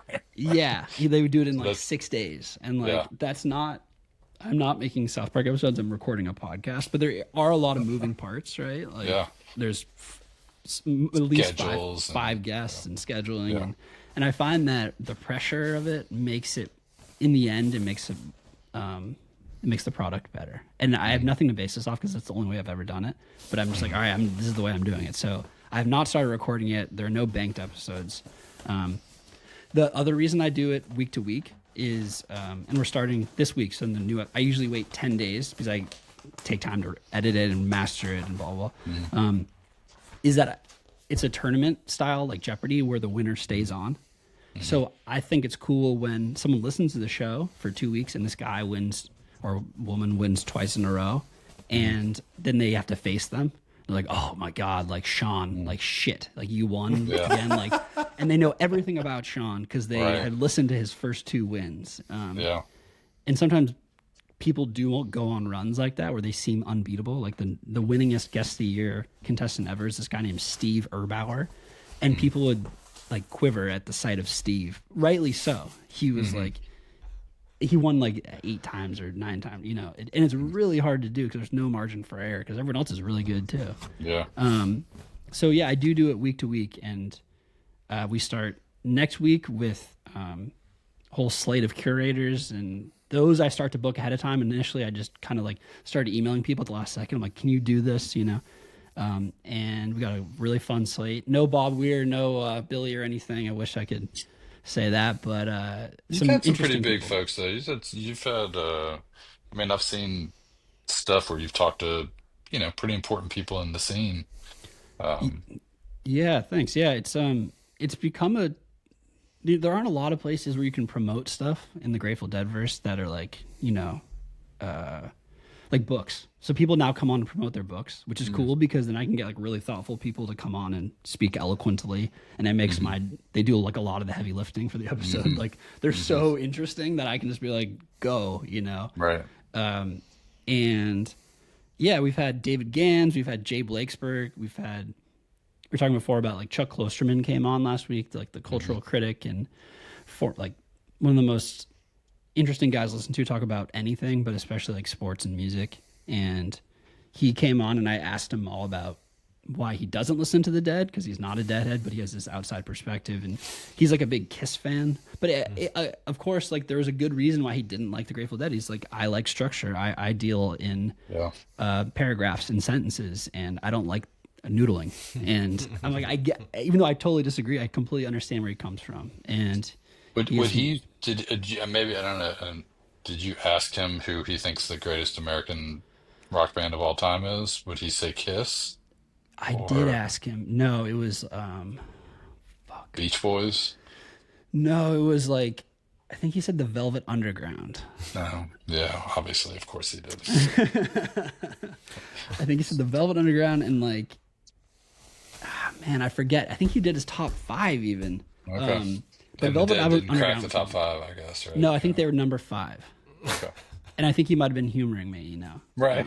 Like he's like, yeah, Kiss is number 5. Like, but that's what's cool about him, you know, is, and maybe I'm boring people who don't know the hell I'm talking about, but like Chuck is this really sharp dude, but his favorite stuff is ostensibly low culture. Like his favorite band is Kiss. His, you know, he every Saturday he watches college football all day. You know, like the rest of us. You know, like that's what, you know, he. No way, us too. Exactly. You fit right in, Mike. He drinks like 3 Mountain Dews. He was drinking like High Life when I met, you know, talked to him. It was like he's just a dude, and he just has great sports takes. So it's fascinating. His conversations with Bill Simmons were some of my favorite. Yeah, like, they were good. recorded. Yeah. You know. I really wanted to ask him about that, but I chickened out because it always strikes me of that like. He seems like always a little frustrated with Bill, that Bill doesn't totally know what he's talking about. Right. Like Bill can't quite follow more abstract thoughts, and Right. and I wanted to ask him like off the record, and this is where I chickened out. I literally as soon as the call ended, I just ended it. I was like, all right, see you, Chuck, because I'm like I didn't want to take up a second of his time more, but like I really wanted to ask him like, does that bother you? And like Bill, like you try to say some whatever, but yeah, they're profound, deep thing. And right. yeah. But Bill's great at he's great at topic choice. You know, he's a genius. I listen to Bill Simmons all the time, and he's so good at what he does. I have one more question, and then we should do the thing because we don't want to keep you. You somewhat casually mentioned this, but I want to ask you about gender and Grateful Dead fandom.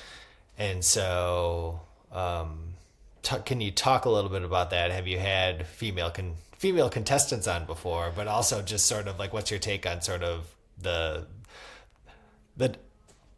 I wouldn't say it's a gender divide, but just sort of, you know, it jam band world, especially the three of us. It's very, common, right? It's very dude centric and dude heavy. Again, rock music is, but I guess just talk a little bit about sort of, you know, where you think that is in terms of your podcast, but just Grateful Dead fandom in general. Yeah, it's a great question. I think that it can, I don't have to think anything. I know what I've been told. And what I've been told is that it's like pretty unwelcoming at times. And it can be on the lot, in the pit, you know, in the stands. They can be like, you know, kind of name 5 songs energy. Like, what do you got? You know, like what's your, you know, I think that. Are you here with your boyfriend? Exactly. Yeah. And like, we have had female contestants. We've only had one female winner, and she was great. But it's mostly dudes. The curators are like, we have female curators, and I think I'd ask them the same question oftentimes. And we've had like basically just non-straight dudes on, and like they say like being gay at Dead shows in the 80s sucked. Like it was not fun. Like people like gave them tons of shit, and so we've had trans people on, and they say like that's also sometimes not easy. So like I try to open up to all Deadheads and give them a platform, and often what they tell me is that it's discouraging, and then inevitably it turns into, but there's always like a but, and like there's so much love in the air. Most people are all so cool. Yeah, there's dudes everywhere, but like in the end, it's a positive force in my life, and most people are cool and supportive. So I'm heartened to hear that, and I try to like make sure my podcast is like not the problem. It's certainly not the solution. It's all dudes. But when, you know, women do reach out, I you know, off the record, I nudge them to the top of the line so they can get a crack at it. And our first curator of season 3 is this woman Annabelle Walsh, who is she's like a fashion expert at New School in New York, so like Parsons, so like real, and she specializes in lot fashion. And I've only met her once, but even in that one moment, she told me like being on the lot was difficult for her, and she's experienced sexism in the scene. So if you want to hear a better answer to that question, check out the first episode of season 3 because I will ask her about it. Can't wait. Yeah. There you go. Jeff, have you told Mike about your favorite fish Instagram account that you follow? Oh, the one where... What's it called? What's it called? Fish Fashion, right? Fish Fashion. Yeah, where you can, whatever Trey wears, you can... Take pictures of the band like during the show, and then they find where the stuff is that they're wearing, like where you can buy it online. Oh, I've seen with that. With the price and stuff. Yeah, it's really... great. I love that. It's like Trey's $600 shoes, and then like people get mad, and then there's a clapback of like Trey can wear $600 shoes. He sold out 12 nights in Madison Square Garden. Like who gives a shit? I love it. I'm chronically online, as you can tell. Yeah, I love that account. Yeah, that's a good one. It would be, and again, it's like coming from the band's. Allman Brothers Government Mule, like the joke always was Warren Haynes, black shirt, like just like he had played 20 shows, he would wear 20 different black t-shirts. Like it just was, it just is never a thing. And now it just is, it's become that, Yeah. But it's always funny because when these bands were all coming up in the 90s, there was a lot of t-shirts and a lot of ill-fitting collared shirts and. It was cooler. It was cooler when you see pictures of like Fish in the '90s. They looked awesome, and now they look less cool in my opinion. So I get, But are you? Is the Allman Brothers community excited for the shows at MSG? Is that like or is that just kind of like a tribute band? No, I think so. I think it's I think everybody kind of has it in their heads that Derek. I mean, it's Derek and Warren, but really it's Derek is the keeper of the flame going forward. And I think that's just... So when he decides to... Yeah, and I think it's sort of when the reason why they said after 2020, like this was the last time that they were going to do it. I think that was Derek saying that was the last time that they were going to do it. I think some time has passed. I think there's always going to be some interest in a market for Allman Brothers tributes and things like this, but it's critical that Derek is part of that for it to be successful. And part of it is, again, Warren. I love Warren, but Warren just turned 65 the other day and can't do the stuff he used to do. J-Mo's the last surviving member. Yeah, I mean, J-Mo's 81, I guess at this point, something like that. So, these are older guys, but Derek is the one that is carrying that torch and has the family connect, has the bloodline literally, but also it has the sound. And I think there are still people that think like he's progressed. Years ago, he was far beyond anything Duane Allman ever played. Duane Allman still might be my favorite guitar player, but Derek is in another world with the stuff that he can do and he can play. So I think a lot of people look at him and be like, well, if Duane had lived, that's what he could have done. But I think he also takes that vision that Duane had that he never got to put forward with a bigger band with horns and sort of more of a review of which is what Tedeschi Trucks has been. So I think there's a lot of excitement. I think Allman Brothers community is so interesting just because I think there's a lot of frustration. There's always been a lot of frustration with the band. There's always been a lot of frustration with management. I think a lot of it comes back to after Jerry died, the Allmans could have stepped into a position where they could have taken a pretty substantial portion of that fandom, that fan base with them. And a lot of that was just Dickie's stubbornness and obstinance to not really embrace it and not give the fans what they wanted, which was a different show every night. I mean, yes, they did. They had 2 set lists that they started playing in 95 and 96, but before that they played the same show every night. It just changed the tour. So I think there's some frustration around that. There's a lot of frustration around reissues and how the band puts out older music and it's just light years behind where the Dead ever were, and where other bands are too, and in a lot of ways. So that's a whole other episode. We should have Bob back to talk about that. But I think that's part of it too, is that I think in the contemporary moment in the 70s, I think they saw themselves as peers for a period of time.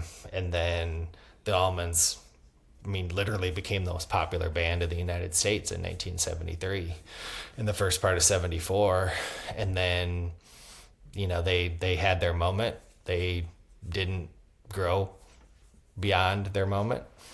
And, the Dead came back in 76, and the best thing the Grateful Dead ever did, to keep themselves relevant, was they changed their sound. They modernized their sound. They thought about, yes, we're still we're at the core, we're still exploring, we're still improvising, we're still connected to where we came from, but we got to have a sound that is gonna, for this moment. Sounds change, right? Yeah, and that's, you can argue about what you think about Shake Down Street and Go to Heaven and all those records, but that they signing with Arista and the stuff that they did there was what it locked them in to where they were going to go, and it set the stage for the massive success of the 80s. Beautiful. Yeah. I respect that, like, Built to Last exists and the sound exists more than I want to listen to it. Like, I just like that they, like you said, they evolved, and like the disco shakedown, and well said. Again, it's like taking a song like Dancing in the Streets. To me, it's like one of the best examples of it. Like 1970 Dancing in the Streets are awesome. Like Harper College is incredible. Like all those shows are great. But we'll play this song, but we'll make it sound like 1970, the late 1970s. It's one of the, again, it's just like A Good Lovin's the same way. It's just thinking about their music and making it for the time that they're in. And in a lot of ways, yes, you could argue, but I just never thought that they lost. If they lost a little bit, but I just don't feel like they ever lost the integrity of what they were doing the whole time. Totally agree. Because it's okay to make money, kids. It's okay to make money with what you're doing. Yeah. You didn't get in this for hugs. All right. Do you want to play a game, Jeff? Yes, please. I watched War Games with the boys the other night. It's so good. Shall we play a game? War Games with Matthew Broderick. They were into that? Oh, man. So much, With the old-timey thermonuclear war, yeah. Old-timey technology. Mike, you look like you're do you not know about War Games? It came out 8 years before he was born. So. Yeah, it was probably 83. I watch a lot of Matthew movies Broderick, right now. Ali Sheedy. It's like a Cold War computer. Dabney Coleman. Dabney Coleman. He was cooking in that. Barry Corbin. Is this like a really good movie or like campy good movie, or? Like I think it's pretty good. Who was the director? It was a guy who did a bunch of those kinds of movies. It's kind of a thriller. I think it. I thought it held up. John Badham was the director. Who did some other. I will be watching it post haste. He did. It was it's great. It's actually very enjoyable. He did Saturday Night Fever. Okay. I think it's on Prime Video. I think I watched it. It was available. So put it on your list. But again, like, of the moment, like, everybody acts like the 1960s were the height of the Cold War. It was the height of the Cold War, and whenever we thought they were going to die, but in reality, it was the 80s when we were that close to all dying. So, but no, it's just kind of, it's computers. It's 1980s computer drama, which is so quaint and easy with floppy disks and dot matrix printers. That aesthetic is cool. It looks good. I like it. That's why people go back to it still, because it looks so. It's like a retro futurism. That's what it's called. So do you want to set it up for us? We've got 3 clips. Yeah. They are not. Are they 90 seconds? Yeah, about that. Okay. So I'm gonna play them in full. Is that? Yeah. So you're gonna play them, and then you guys are gonna talk between the two of you and decide what year you think it is, and then I'll tell you the answer, because I know I chose the clip, so I know where. So we play one at a time, then talking. Yep. And then okay. All right. Yeah. And you have to decide. Are we competing or are we working together on this? Working together. Okay. Yeah, It's because then it's more communal interesting effort. that way, because then the listeners can hear you guys talk it out. Talk through it. They Yeah. love it when we talk through things. It's podcast gold. Yeah. Okay. All right. Well, here is song 1.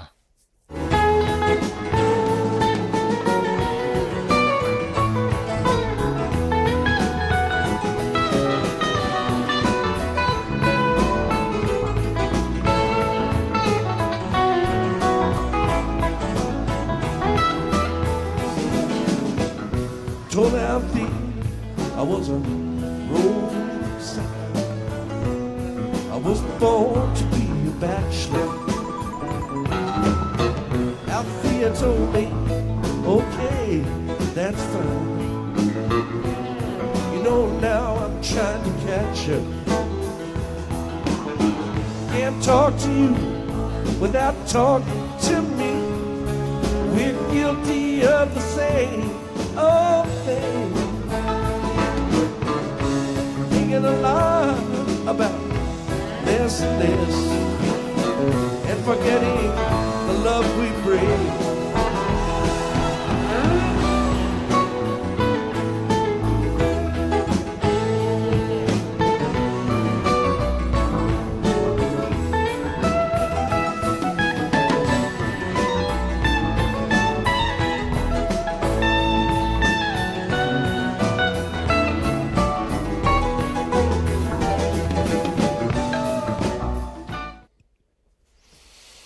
Bad fade out by me.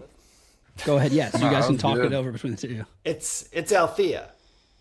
Right? Yeah. We came full circle. That was, yeah. That was good. That was good timing on that. So, I mean, my first feeling is because we talked about 89. I mean, it's certainly post coma, I think. So my first thought is 89. That my only other thought was like, is that possibly Hornsby playing piano, or is that Brent for sure? I don't think it, so. That was sort of where I was. I think I agree. I agree. Post coma, I think it was Bruce playing piano. You do think it was Bruce? I'm So, not 1,000%. yeah. I mean, I felt like I heard piano in organ, maybe. So that would be 91, right? Was Yeah, was I Vince was. on there by 90, or he started in 91? I think. I wasn't So alive. I wasn't around then. I know. Okay.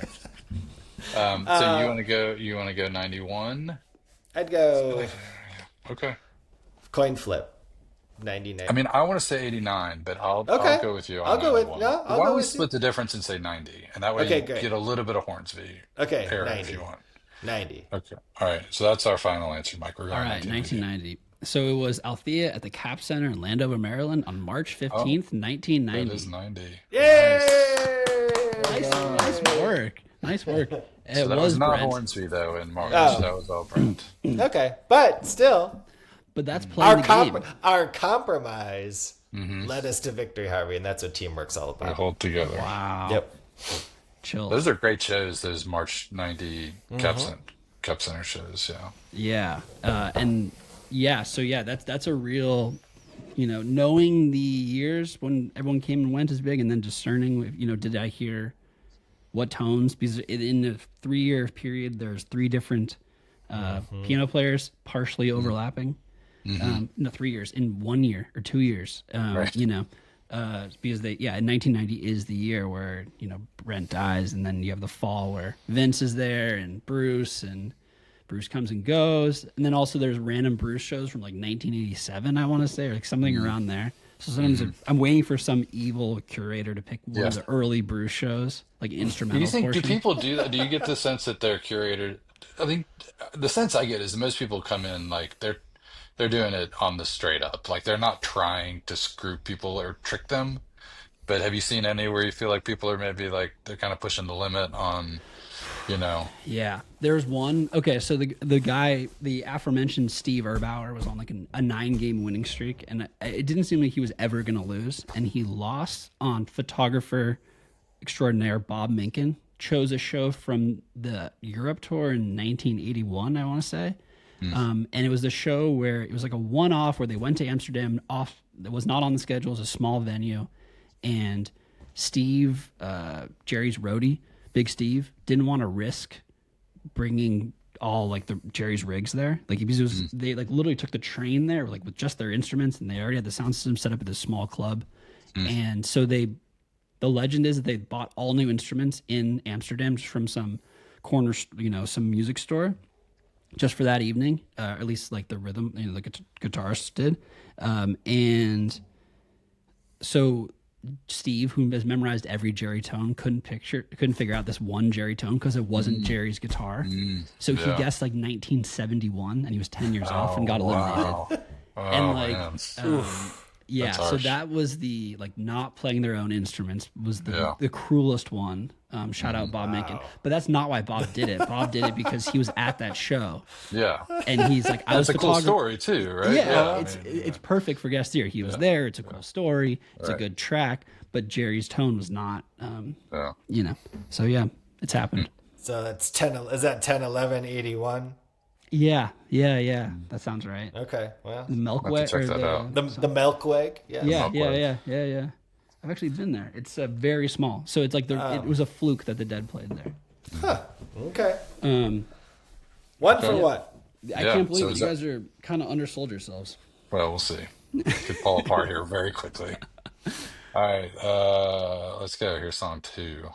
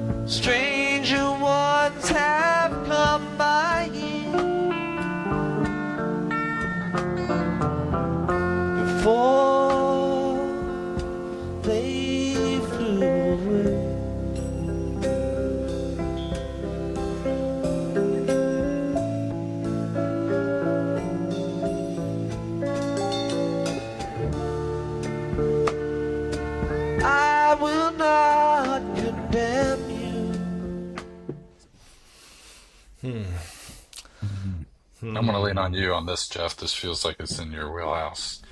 Jerry's tone is the thing that, his voice sounds awesome. So heyday, but still post 73, 74. So I couldn't. So you think Mickey was there for sure? I mean, I heard some action on the drums that felt like Mickey, but then I also it's like maybe that was just Billy being like a little more, It's the distortion on the guitar, to me, is the thing. So you think it's later? I think that's an indicator that it's later. Yeah, so I think it's like 77, 8, 9 there. So I think 8.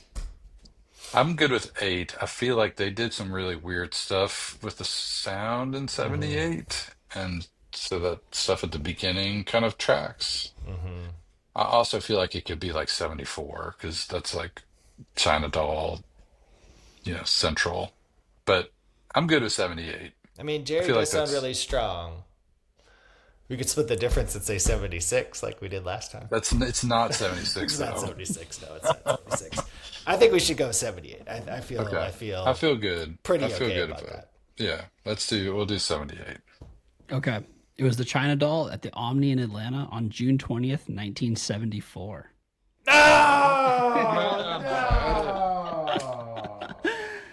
I love that. My favorite part of that whole discourse was how you guys both knew it wasn't 76, and that's like one of my favorite arcs of the Dead. It's like it's It never linear. It's like no, it couldn't be 70, but it could easily have been 77 or 74, but not 76. Like it's so that's beautiful. my fault. That's my fault. That's fine. I own that. I went along. That one. No. I own that one.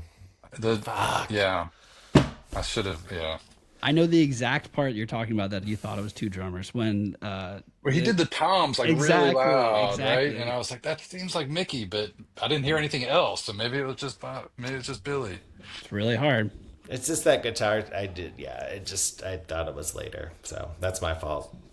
Okay. Yeah, I'll let you take that one. I'll take that one. That's my fault. I would be perfect if it was just me. If it would just been you would have guessed 74. I think that was. Well, you're the brains behind this operation. No, Just take charge. No, I'm not going to do that because then I'm going to get the next one wrong. I don't know why. I feel like every tape I got from 74 had China Doll on it. And There's a lot of China Dolls. Yes, and that's June when they got weird. You're right. Yeah, they got it super felt weird. That Louisville show with that weird It's a Sin Jam and those highlight Fronton shows. So yeah, that's... Sorry. Don't overthink it, kids. Just, I mean, I won bar trivia last week by telling my partners, just don't overthink it, guys. Lizard brain. Just guess banana. Just guess banana. And it was banana. So. All right. Okay, here's our last one. We can try to redeem ourselves here.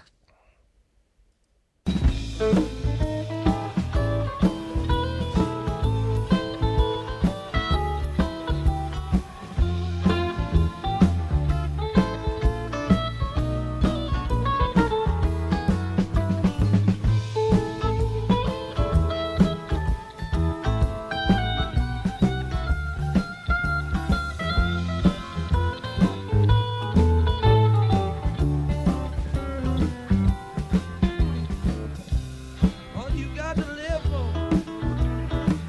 is what you left behind.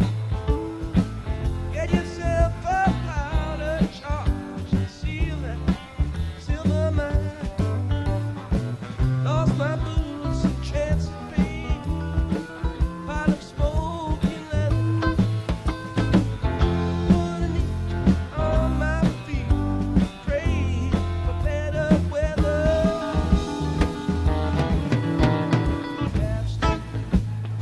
Mississippi uptown. Hello, baby, I'm going goodbye. Half a cup of rock and rye. Go out to you, all southern skies. I'm on my way, on my way.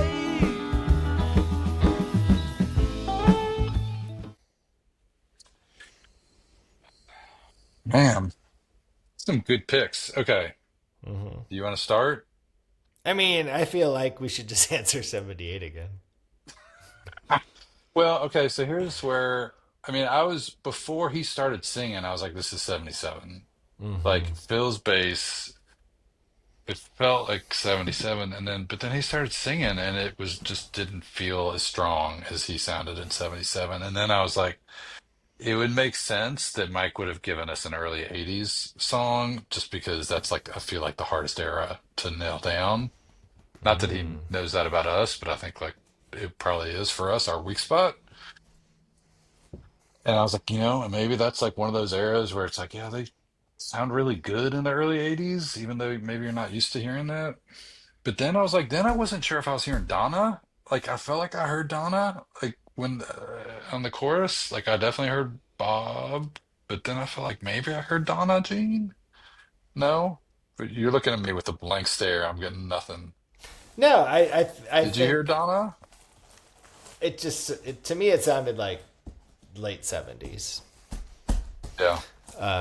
So I don't know. My first inclination was 78, but if you wanna, but if you want to say early 80s, I won't argue because you got the last one right and I got it wrong. Yeah, and I guess I didn't hear enough of the keyboards to identify if it was Brent or Keith. And I guess maybe that's an indication that Keith, it was like late Keith maybe because he was not very, active Yeah. in late 70s. Do you want to go 79? Well, If it was No, that's 79, Brent. then there'd just be one show. Okay. Was there only one show in 79? With Keith, yeah. Oh, with Keith, right. Okay. Okay, yeah, With Keith, let's do 78 then, Jeff. Mike will tell us that it's 82.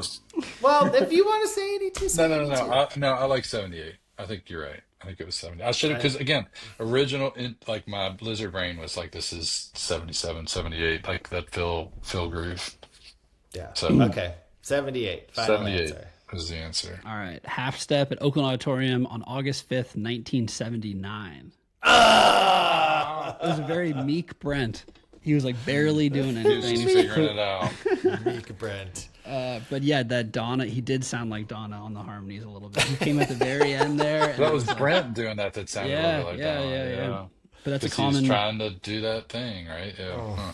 Yeah.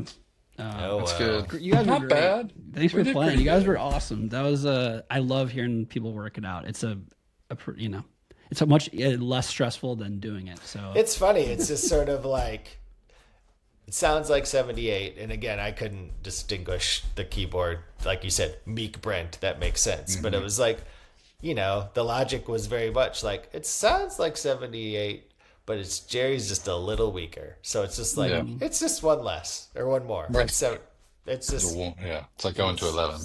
yeah, so 79. Click. Okay, well, Not bad. you guys are hanging your heads. It's crazy. You were like 3 years off total between the no. 4 years off total between the three songs.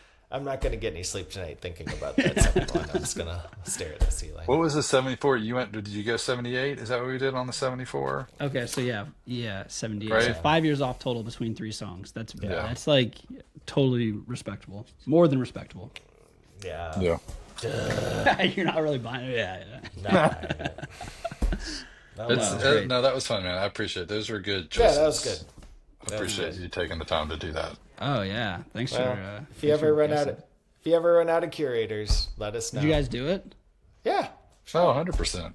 Yeah. We never had dual curators. I don't see why not. It'd be kind of funny, actually. Oh, yeah.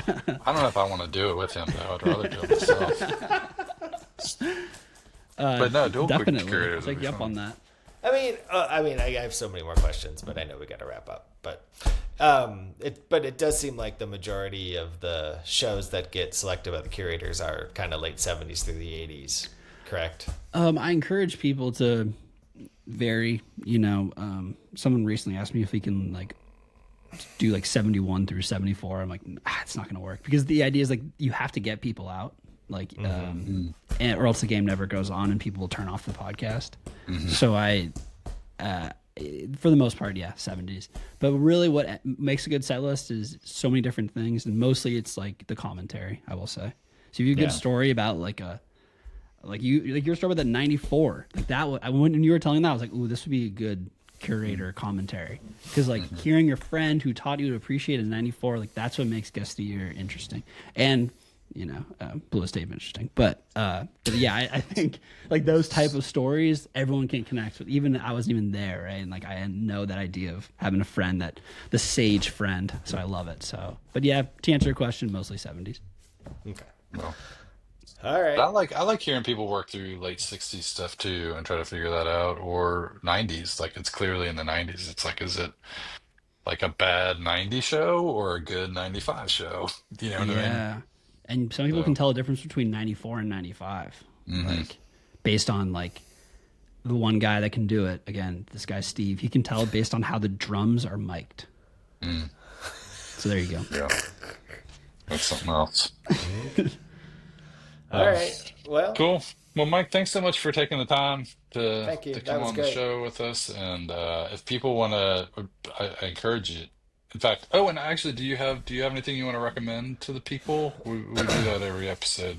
You have a show or an album or a podcast or anything you want to share? I'm reading this book actually about actually, if you're a sports fan, read Nick Baumgarten, who's a friend of the show. Read his recent piece in the New Yorker, which I'm sure you can find anywhere, about going to the Super Bowl, and it's called "A Fan's Notes on the Super Bowl, I want to say. Nick Baumgarten, recent New Yorker, and if you're a sports fan, it's just all about that. He like finds himself covering the Super Bowl, and it's all about like the commercialization of the Super Bowl, which I obviously like. It's not breaking news, but he experiences this world of commerce enmeshed in this game, and he's a big Eagles fan, so the Eagles won the game, but by the end of it, he's so like dizzy with the scope of the Super Bowl. It was like but it talks about like how why he's an Eagles fan, the familial connection. It's like the best piece of writing I've read in a long time, so I would recommend that. Okay, awesome. Yeah, I'll check that out. So if people want to, they should follow, and I have recommended Guest of the Year on the show before as one of my recommendations, but if people haven't already followed it, follow it on your favorite podcast player of choice, the one that you're listening to on here. You have a YouTube channel, right? You got content on there, and Instagram. Instagram at Guest of the Year Show, YouTube, Guest of the Year, and it's on Guest of the Year's on Spotify and Apple Podcasts, and I really appreciate you guys having me on, Harvey and Jeff. Oh no, this has been awesome. Super fun. Pleasure. Yeah. Hope you come back on some other time, talk about some more stuff. Love to. Yeah, because I feel like sometimes on the show you don't get to like, you're just more of the MC. Like you lead the conversation, but you don't get to give as many takes yourself. You know what I mean? So maybe this is a good opportunity for you to give some hot takes. I'm usually like a little, I don't know, it's hard. The type of podcasting you guys do is difficult. Like you have to bring the goods. I don't really have to bring the goods. I like press play and I like but it was really, you guys make it really easy. You're loquacious fellows, so I really appreciate you having me on. Yeah, absolutely. All right, well, don't be a stranger. We'll talk soon, and thanks everybody for listening. We'll be back soon with more great stuff here on the Bluest Tape.